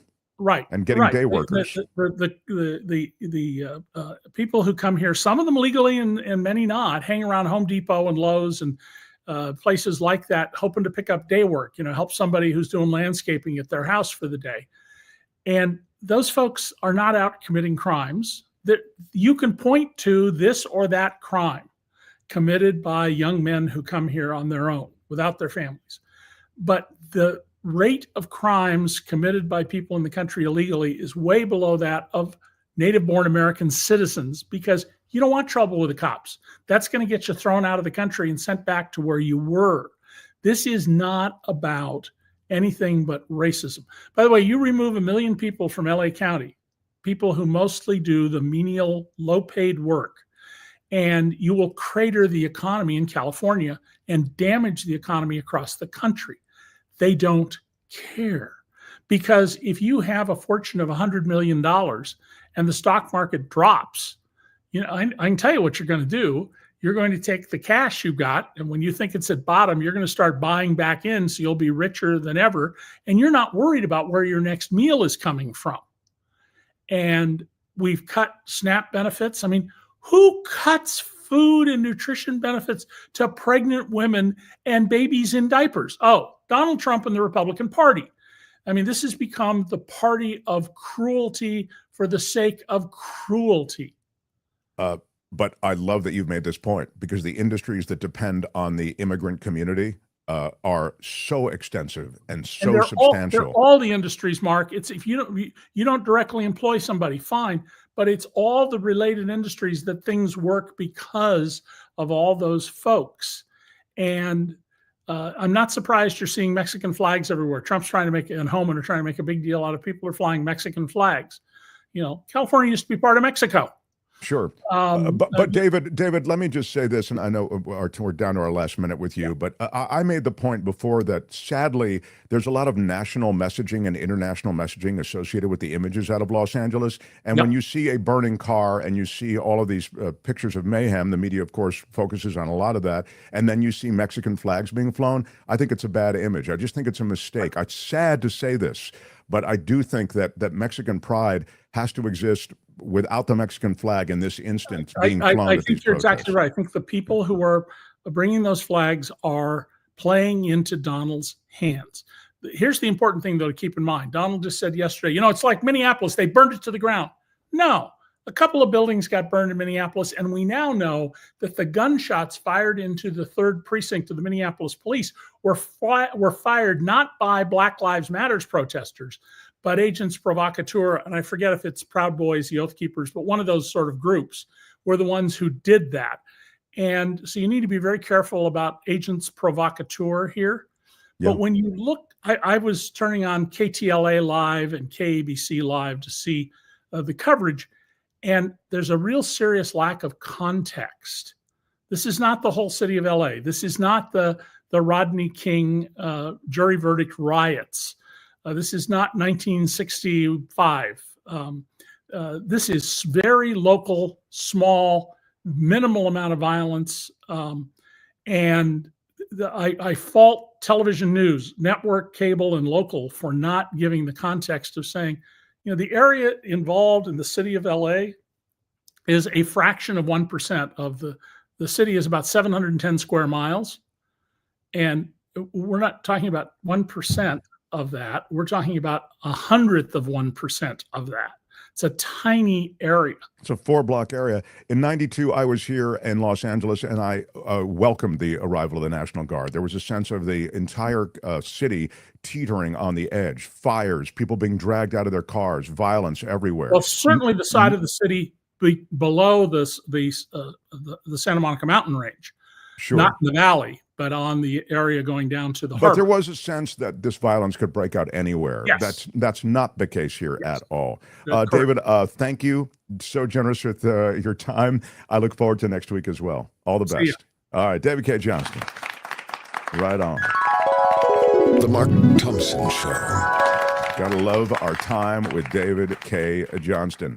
I did want to just follow up on something that was asked about. This is the case in Rockland County about the election, and I know this is when people's eyes are going to glaze over, but this is the case questioning the presidential and Senate election results in Rockland County. Okay, this is in New York, and it is a case that I guess has thrown a lot of doubt onto the veracity of those results. We will talk more about it, but when it was mentioned in the chat, I just wanted to follow up on it, and I think that there were a couple of good comments on it as well. So I promise you I will. Here's one of them from CC Ryder. Lawsuit by Smart Elections based on the conspiracy theory, quote, comes amid unconfirmed reports that voting machines were secretly altered before ballots were cast in November's election. That's from Newsweek. So again, that case I'll discuss and give you more on in the days ahead. Chaplain Fred says, I saw some of Fox News reporters focusing on the disturbances instead of the peaceful protests. They were focusing on people with Mexican flags, like if it was done purposefully to push Trump's point that Mexico has been sending bad hombres. Yeah, and that's kind of what I'm saying. I don't know if it's deliberate or not. And as I said, news is in the business of giving you those images that most engage, right, and show you the problems. So I'm sure, to be fair to news people, they'd like to produce some context. But again, if it bleeds, it leads. When you've got people who are hurt in a protest, when you've got vehicles set ablaze and sheriff's cars and CHP being destroyed by protesters or agitators who are throwing cinder blocks down on them, that's the visual the TV news is going to show you, And so, again, the Mexican flags against that backdrop, I just think it's a bad look. I'm not suggesting Mexican pride's a bad thing at all. In fact, bravo, But I just sadly think it plays into, as David was saying, the plan that the president has. Trevor Starr in Hollywood says with a super chat, Mark, many people were carrying a flag that had Mexico and the American flag split screen diagonally. I like the message that implies. Maybe. Okay. Maybe that's the compromise. I'm just telling you, you really want to win the day and the image, you don't want to give them anything, give them the American flag. Okay. But I get the point. Thunderstorms predicted June 14th in DC. Yeah, that'll be what a sloppy mess that is going to be. Oh my God. That's that military parade that Kim wanted me to get her tickets. Yeah. I can't believe it. I mean, and to be fair, Kim just loves a parade. That's true. Yeah. All those big vehicles being I just have to have a cup of Coachella Valley coffee, excuse me. All those hot Marines in uniform marching down the streets of D.C. Yes, resenting every hour of it, those Marines. By the way, this is a mug that I got in Alaska. That's what this is, an octopus mug. Oh, that's cool. Yeah, I like the shape of it, too. Yeah, it's very cool. And so we just got back from Alaska. So that come filled with your salmon gummies? I got two great things in Alaska. One Kim has just referred to, and I've shown you the other one. The other, besides the mug, incredible salmon gummies. I mean, I don't know what they're doing up there. Where are my weed smokers at? I'm not a smoker, but I don't mind a little bit of a buzz on. And those salmon-shaped gummies, okay, they're gummies in the shape of little fish.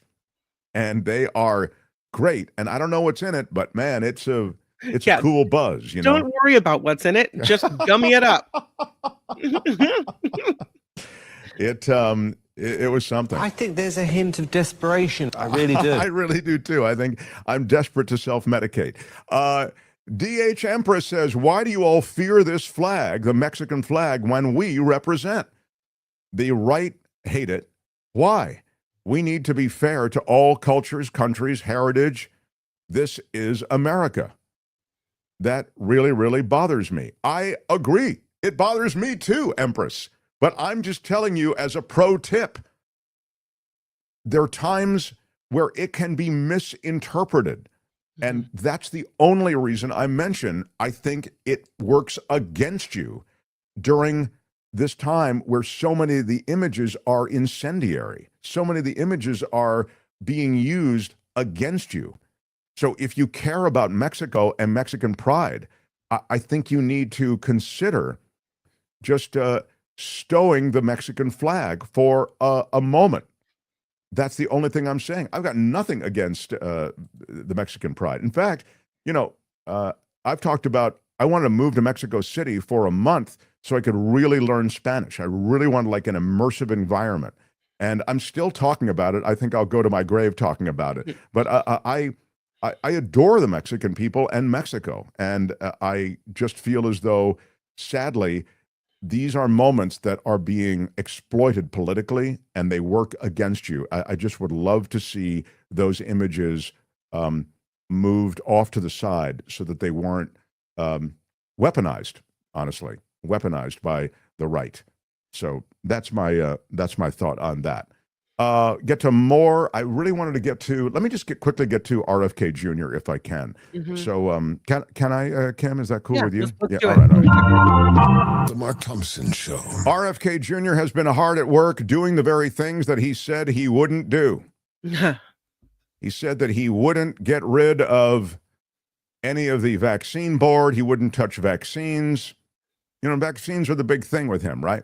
We all knew he was an anti-vaxxer, is an anti-vaxxer, and he has removed all current members of the CDC Vaccine Advisory Committee. These are the very people, doctors, by the way, I know scientists and doctors are not much in favor these days. RFK Jr., not a doctor. Doctor of disorder, maybe.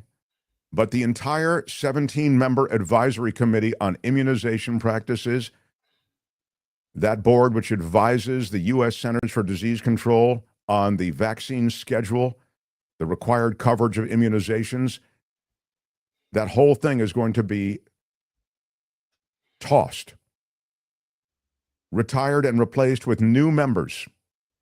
Kennedy announces this in a Wall Street Journal op-ed.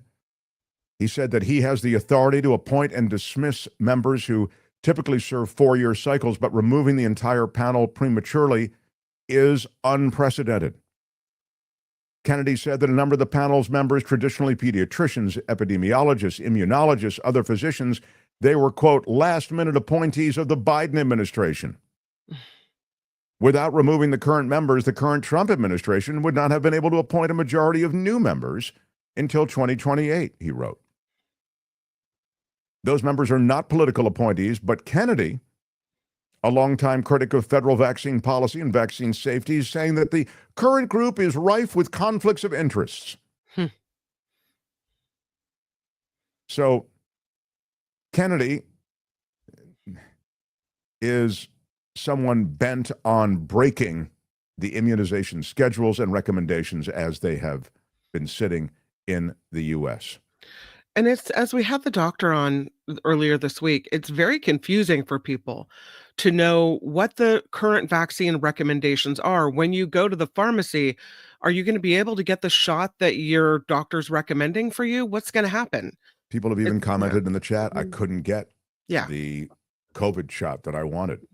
I'm 62 years old and I want to get a COVID shot, said one person I remember in an email. If you want to reach us by email, it's themarkthompsonshow@gmail.com. Kennedy had previously pledged to Senator Bill Cassidy, who's a Republican from Louisiana, that he would consult with him on filling key roles on vaccine advisory boards. Bill Cassidy, this Republican from Louisiana, is a chairman of the Health, Education, Labor, and Pensions Committee.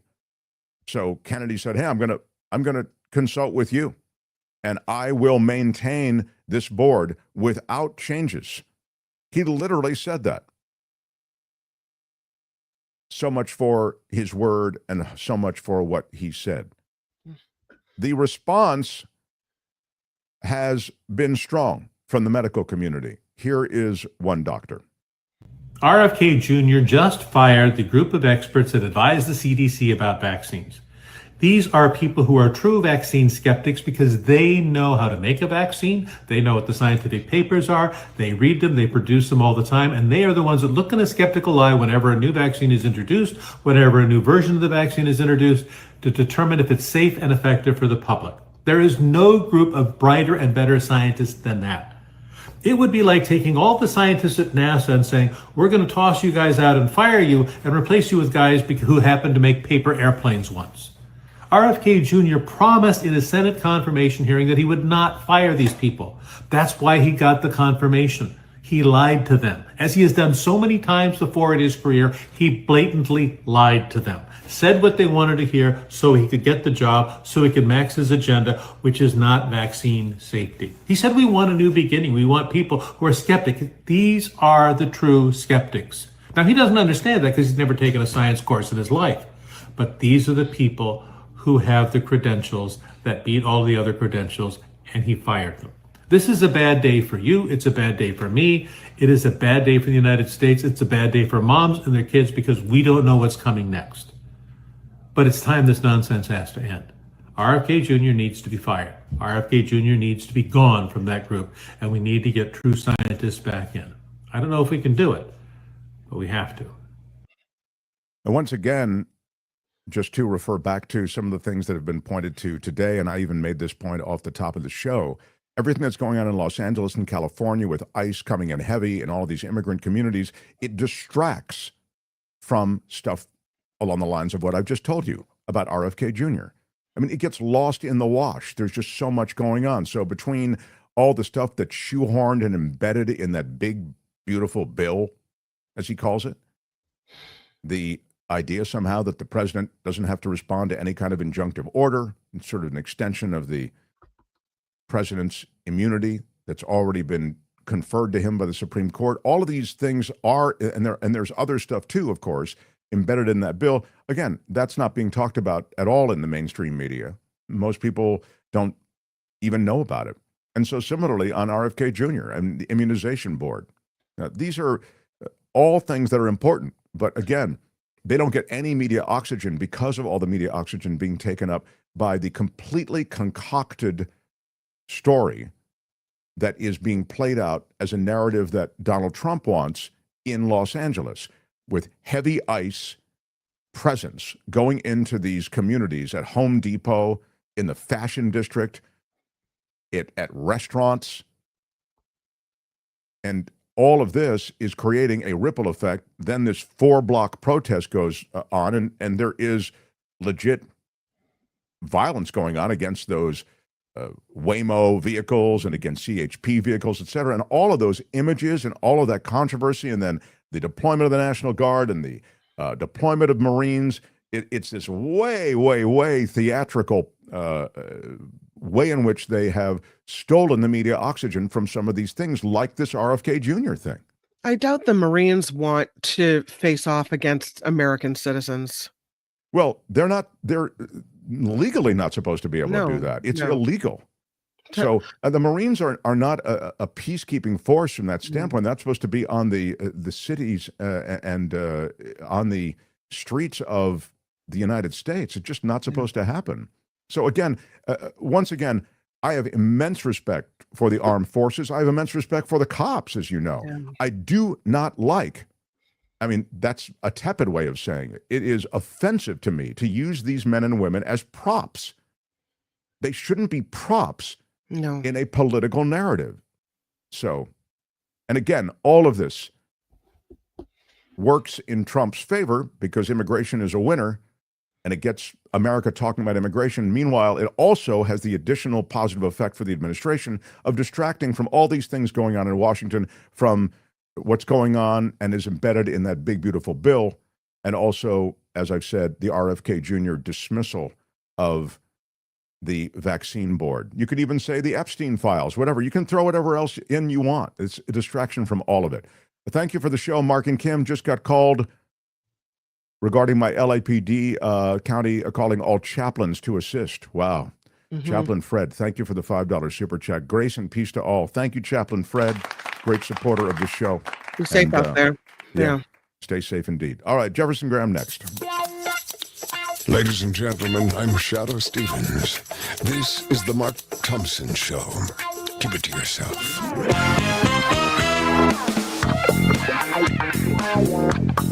Who's Mark Thompson? What about it for a guy who used to write for USA Today for a long, long time? Knows the tech. He wrote all about it during those years at USA Today. Well, he's S-canned all of that, man. He said, I'm on out of USA Today. I'm done. I'm not working for the man anymore, he said. He started his own thing. Photo Walks TV on YouTube. But for us, he still talks tech. We love him. Jefferson Graham, everybody. Hello, sir.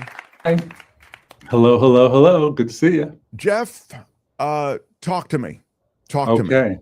So yesterday, Apple had their big developers conference, and tell all those who say, so what they do is they release a bunch of new features which will come to your phone in the fall if you have a phone that is post Apple iPhone 11. If you have the iPhone 10 or 8 or 7, none of these features will work. But if you're after the 11, it will work. And which is kind of cool because they're really doing the features to sell the new iPhone, but they also update the old iPhones at a cost of zero. It's kind of fun. What kind of features are they?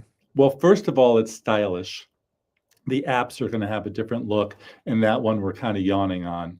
The next one is when you call somebody, a company, and they put you on hold, Apple will silence them and then notify you when it's your turn to come back to the phone. You don't have to sit there with the phone to your head. Oh, that's kind of cool. Which I like.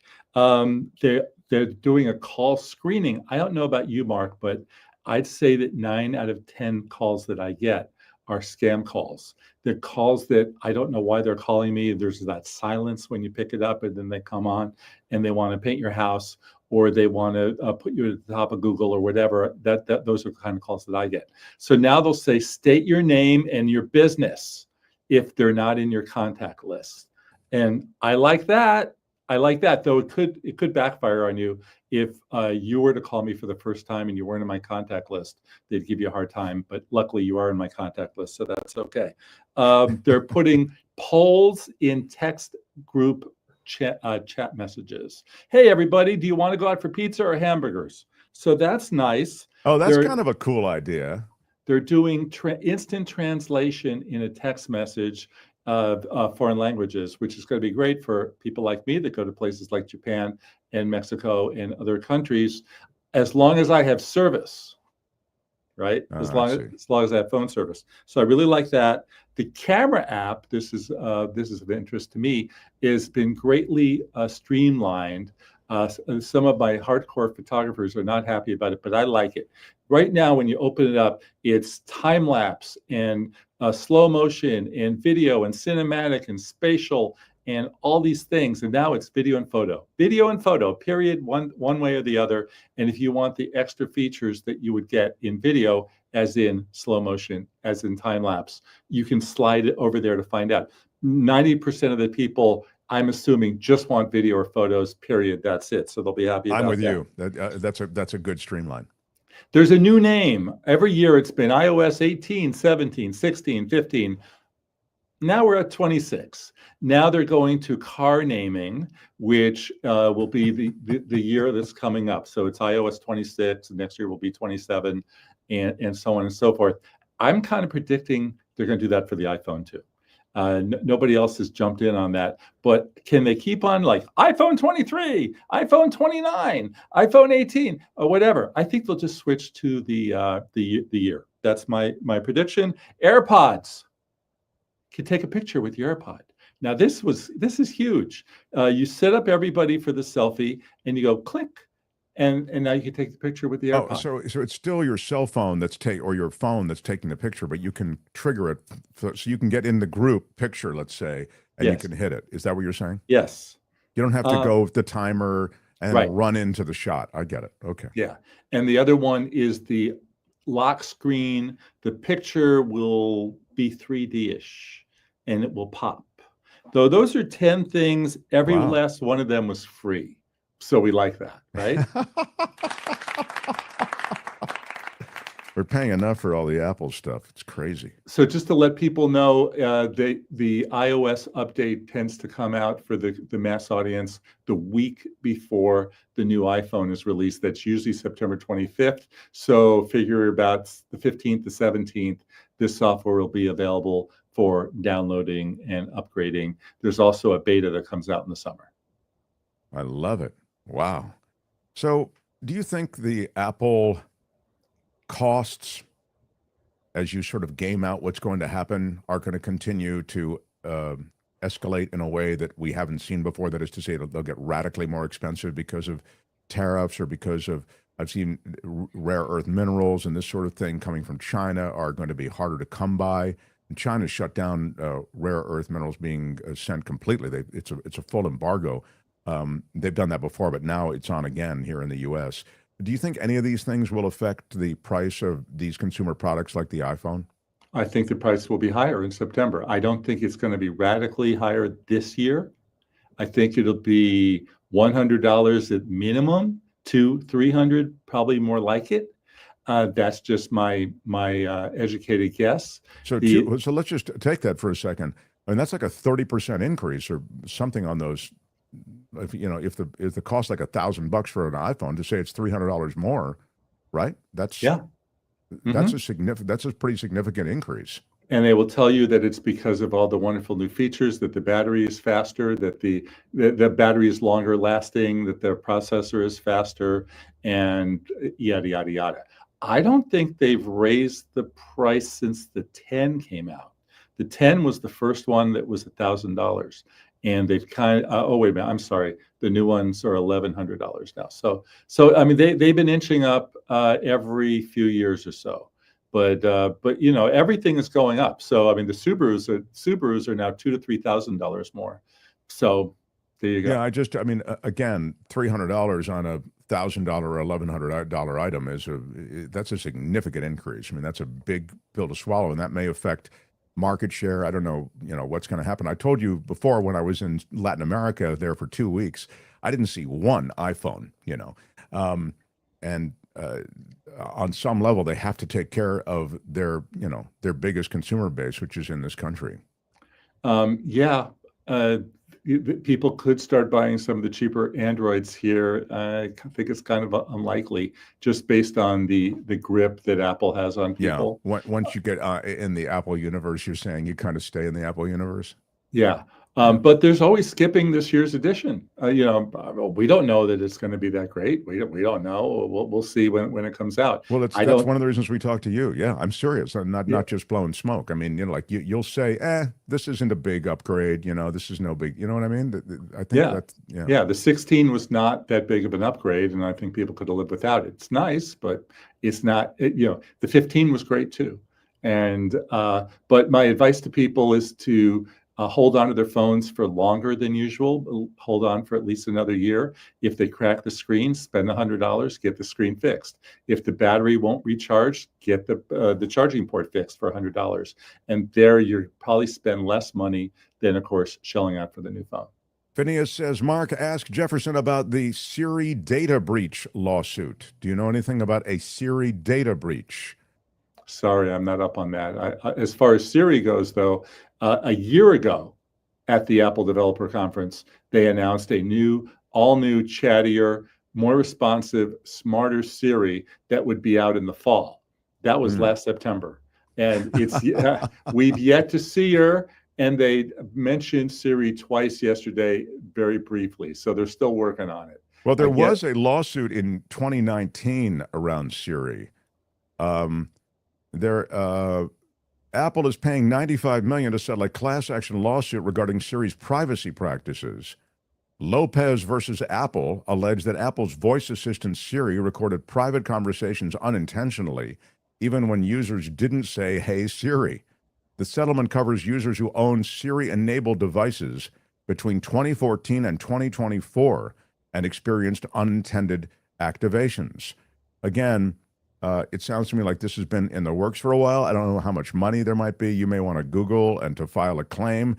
They are notifying Apple is eligible users by email or postcard with a claim code and a link to the official settlement website. That's what I've been able to find, at least in this moment. But it sounds like that ship has sailed, and I'm guessing there's not a lot of money for all of those. If this goes by like most class actions, I'm guessing by the time the money gets on the table for any of the users of iPhones and Siri, it won't be a very big number. $15. Yeah, exactly. The same thing has happened to me with Amazon devices. You could actually go in there and listen to the stuff that they've recorded.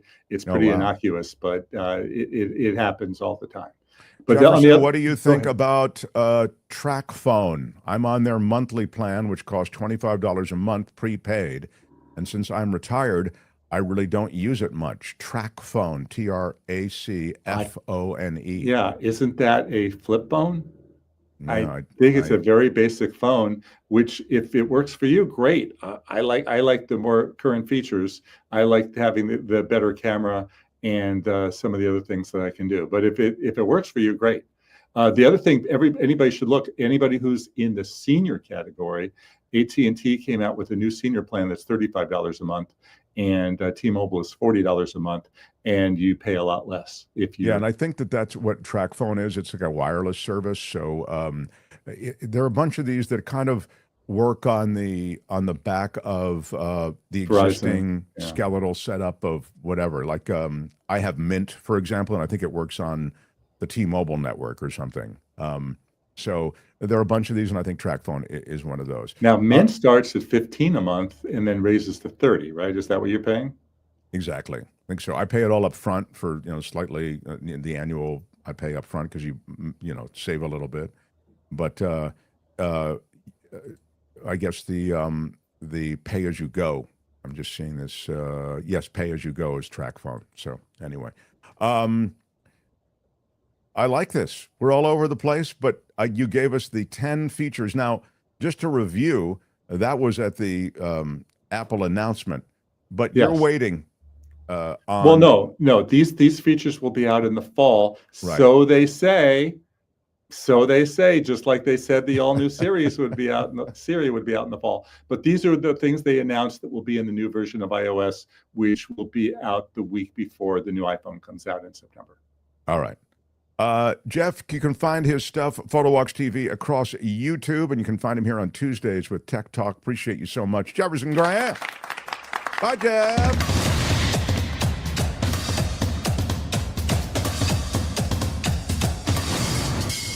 The Mark Thompson Show.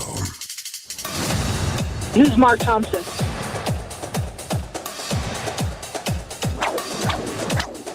Feels great. When they raided Mar-a-Lago, God didn't like that.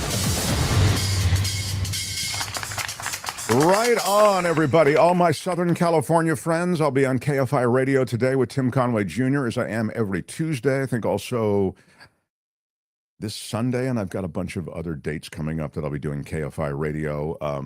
Kind of seems like an important time to be on the air in Los Angeles, so I'm embracing those opportunities. And the reason I mention it is that I got an email saying, "How come you don't tell us when you're going to be on?" Well, okay, because I feel like it's a very different vibe on KFI than we have here, so it's not an extension of this show in any way.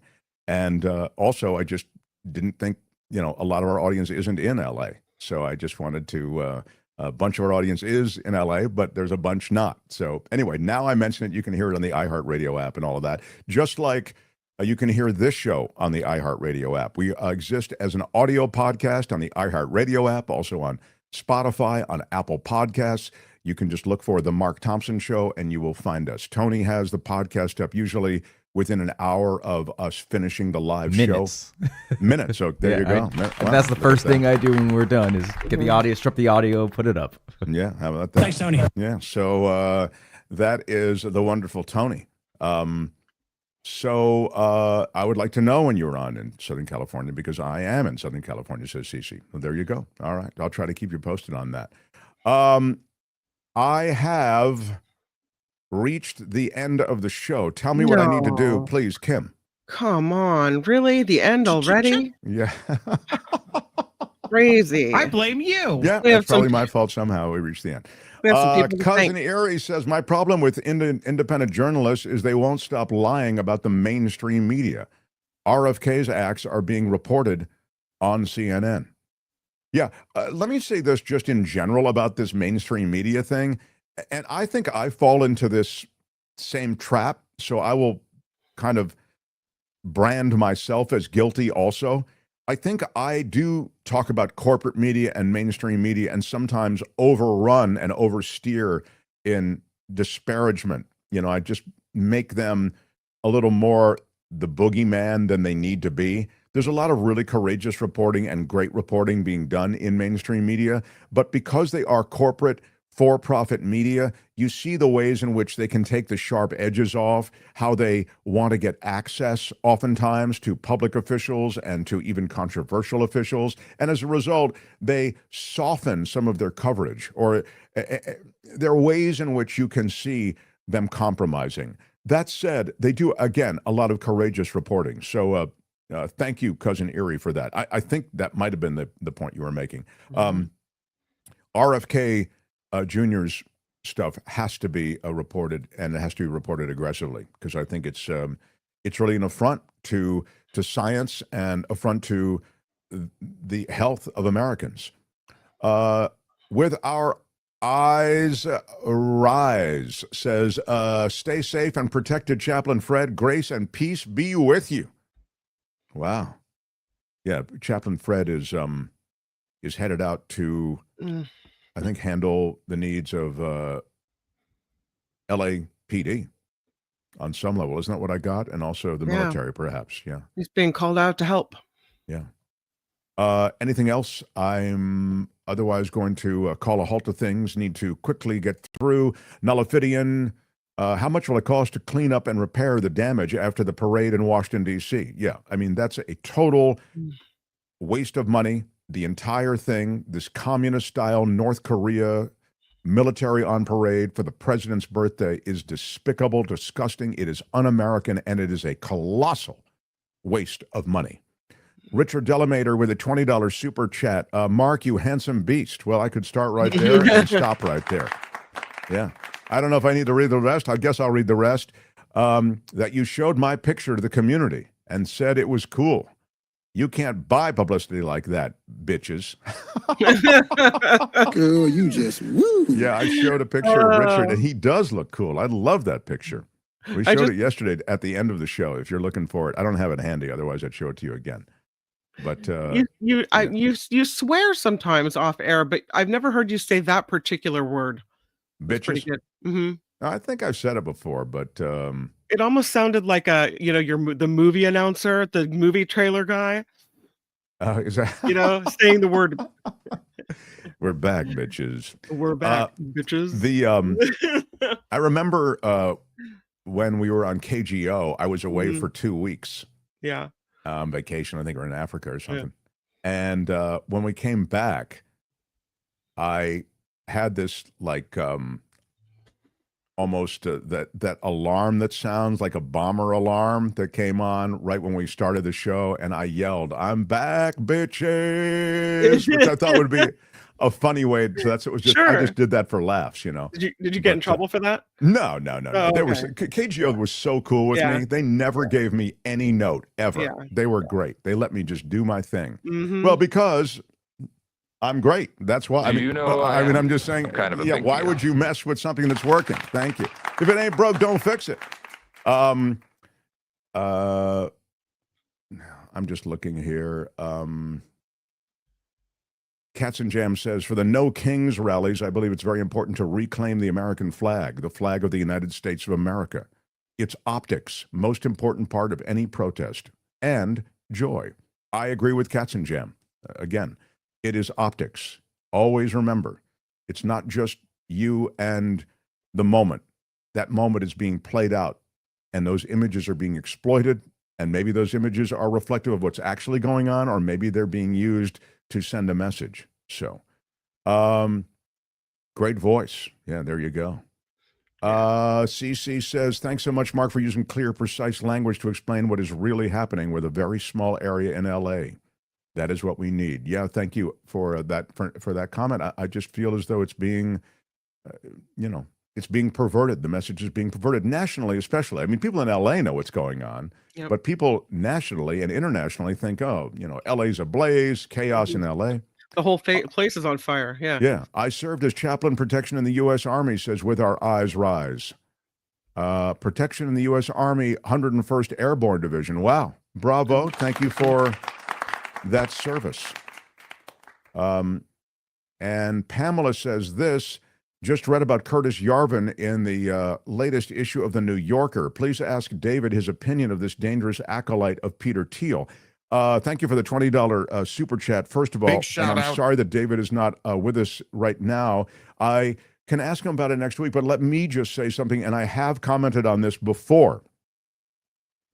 Curtis Yarvin is he's one of the luminaries that these tech bros look to, and he sets down a kind of CEO as the guy in charge is the best way to run America policy that many of these, as I say, tech bros and others, it's grown in the group that follows Curtis Yarvin, have espoused and followed in terms of policy that they back and in terms of, as I say, goals in administering America and American government. So, if you will, it's a kind of Caesarism. It's a kind of, I'd call it benevolent dictatorship, where you feel like the only, but it's a step beyond that. So, it's benevolent dictatorship on one level. There he is. That's Curtis Yarvin. But it's also the legislators and government public servants don't really know how to work and how to manage government and the administration. What you need is a CEO, and that CEO out of private industry really can run the government machine in a well-oiled way. That is, I'm doing a huge reducto on what Curtis Yarvin espouses and what he's written about and spoken about, but that's essentially it. The problem with it, just for starters, is that the United States of America isn't a company. It's not run like a company and can't be run like a company. You have programs like SNAP, like Social Security, like Medicare. I mean, these are, just for starters, you run a Defense Department that is, wildly overfunded. But these are things in America where you're going to lose money. You're going to lose money on all of these things that I just mentioned. They're not designed to make money. It's not going to pencil out. If you actually look at the way many government services are provided, they don't pencil out. There's not a profit loss statement that you can look at the end of every month and make sense of. There's certainly waste and abuse in government. But if you look at the crew that's in there now, the corruption is coming from inside the house. And you can see the corruption now being visited upon America because they really, the kind of corruption that's in Washington now can be exploited by outside interests, by international interests, Middle Eastern interests, Asian interests, all the rest. Just money. It doesn't matter where it's coming from. I'm just mentioning some of those geographic basic places where some of that money's flowing in from. But anyway, Yarvin's idea that a CEO can run America is just flawed right out of the blocks. But he articulates it well, and he's been able to get enough momentum that these guys buy it. And that really does, I think, represent a threat to America moving forward as these guys try to administer America in ways that sort of conform to a Yarvin-esque way of looking at the American administration and the American government. But that's who Yarvin is. He's Peter Thiel is in the same group. Thiel, who of course made J.D. Vance. He took J.D. Vance, who had failed at a couple of Peter Thiel's companies, took him from a third one of Peter Thiel's companies, put him in the Senate race, dropped $7 million on that, and J.D. Vance cruised to victory. And then from the Senate, J.D. Vance moved to what? The vice presidency. So now you have, in scoring position, if you want to look at it that way, a disciple of Thiel and of these guys. So these are really relevant comments you guys are making when you kind of point back to Teal and you point back to Yarvin. It's important. But again, that's kind of the chain of custody on a couple of these high-profile guys who are in government. I'd love to stay all day, but alas, we must leave. There are other needy boys and girls that we have to attend to, Kim. Kim, I want to say for all of us that you look better in the full light of your studio that has been, I enjoy it. So, Kim, how are you? A lot of fun. Tony, thank you for jumping on everything today. Thanks, Tony. You are the ninja of tech, and we really appreciate it. We'll break out some videos from today's show, so if you missed a show, you'll get a chance to see those. Those are on YouTube. Do take care of us with a free thumbs up, and please encourage sharing the show and subscribing to the show. When you share on your social, it helps broaden our footprint. Tomorrow, Rothman joins and we'll update the situation in LA and more. I'm Shadow Stevens for The Mark Thompson Show. Bye-bye. Alas, we're out of time, everyone. Out of time. Bye-bye. Until tomorrow. Bye-bye.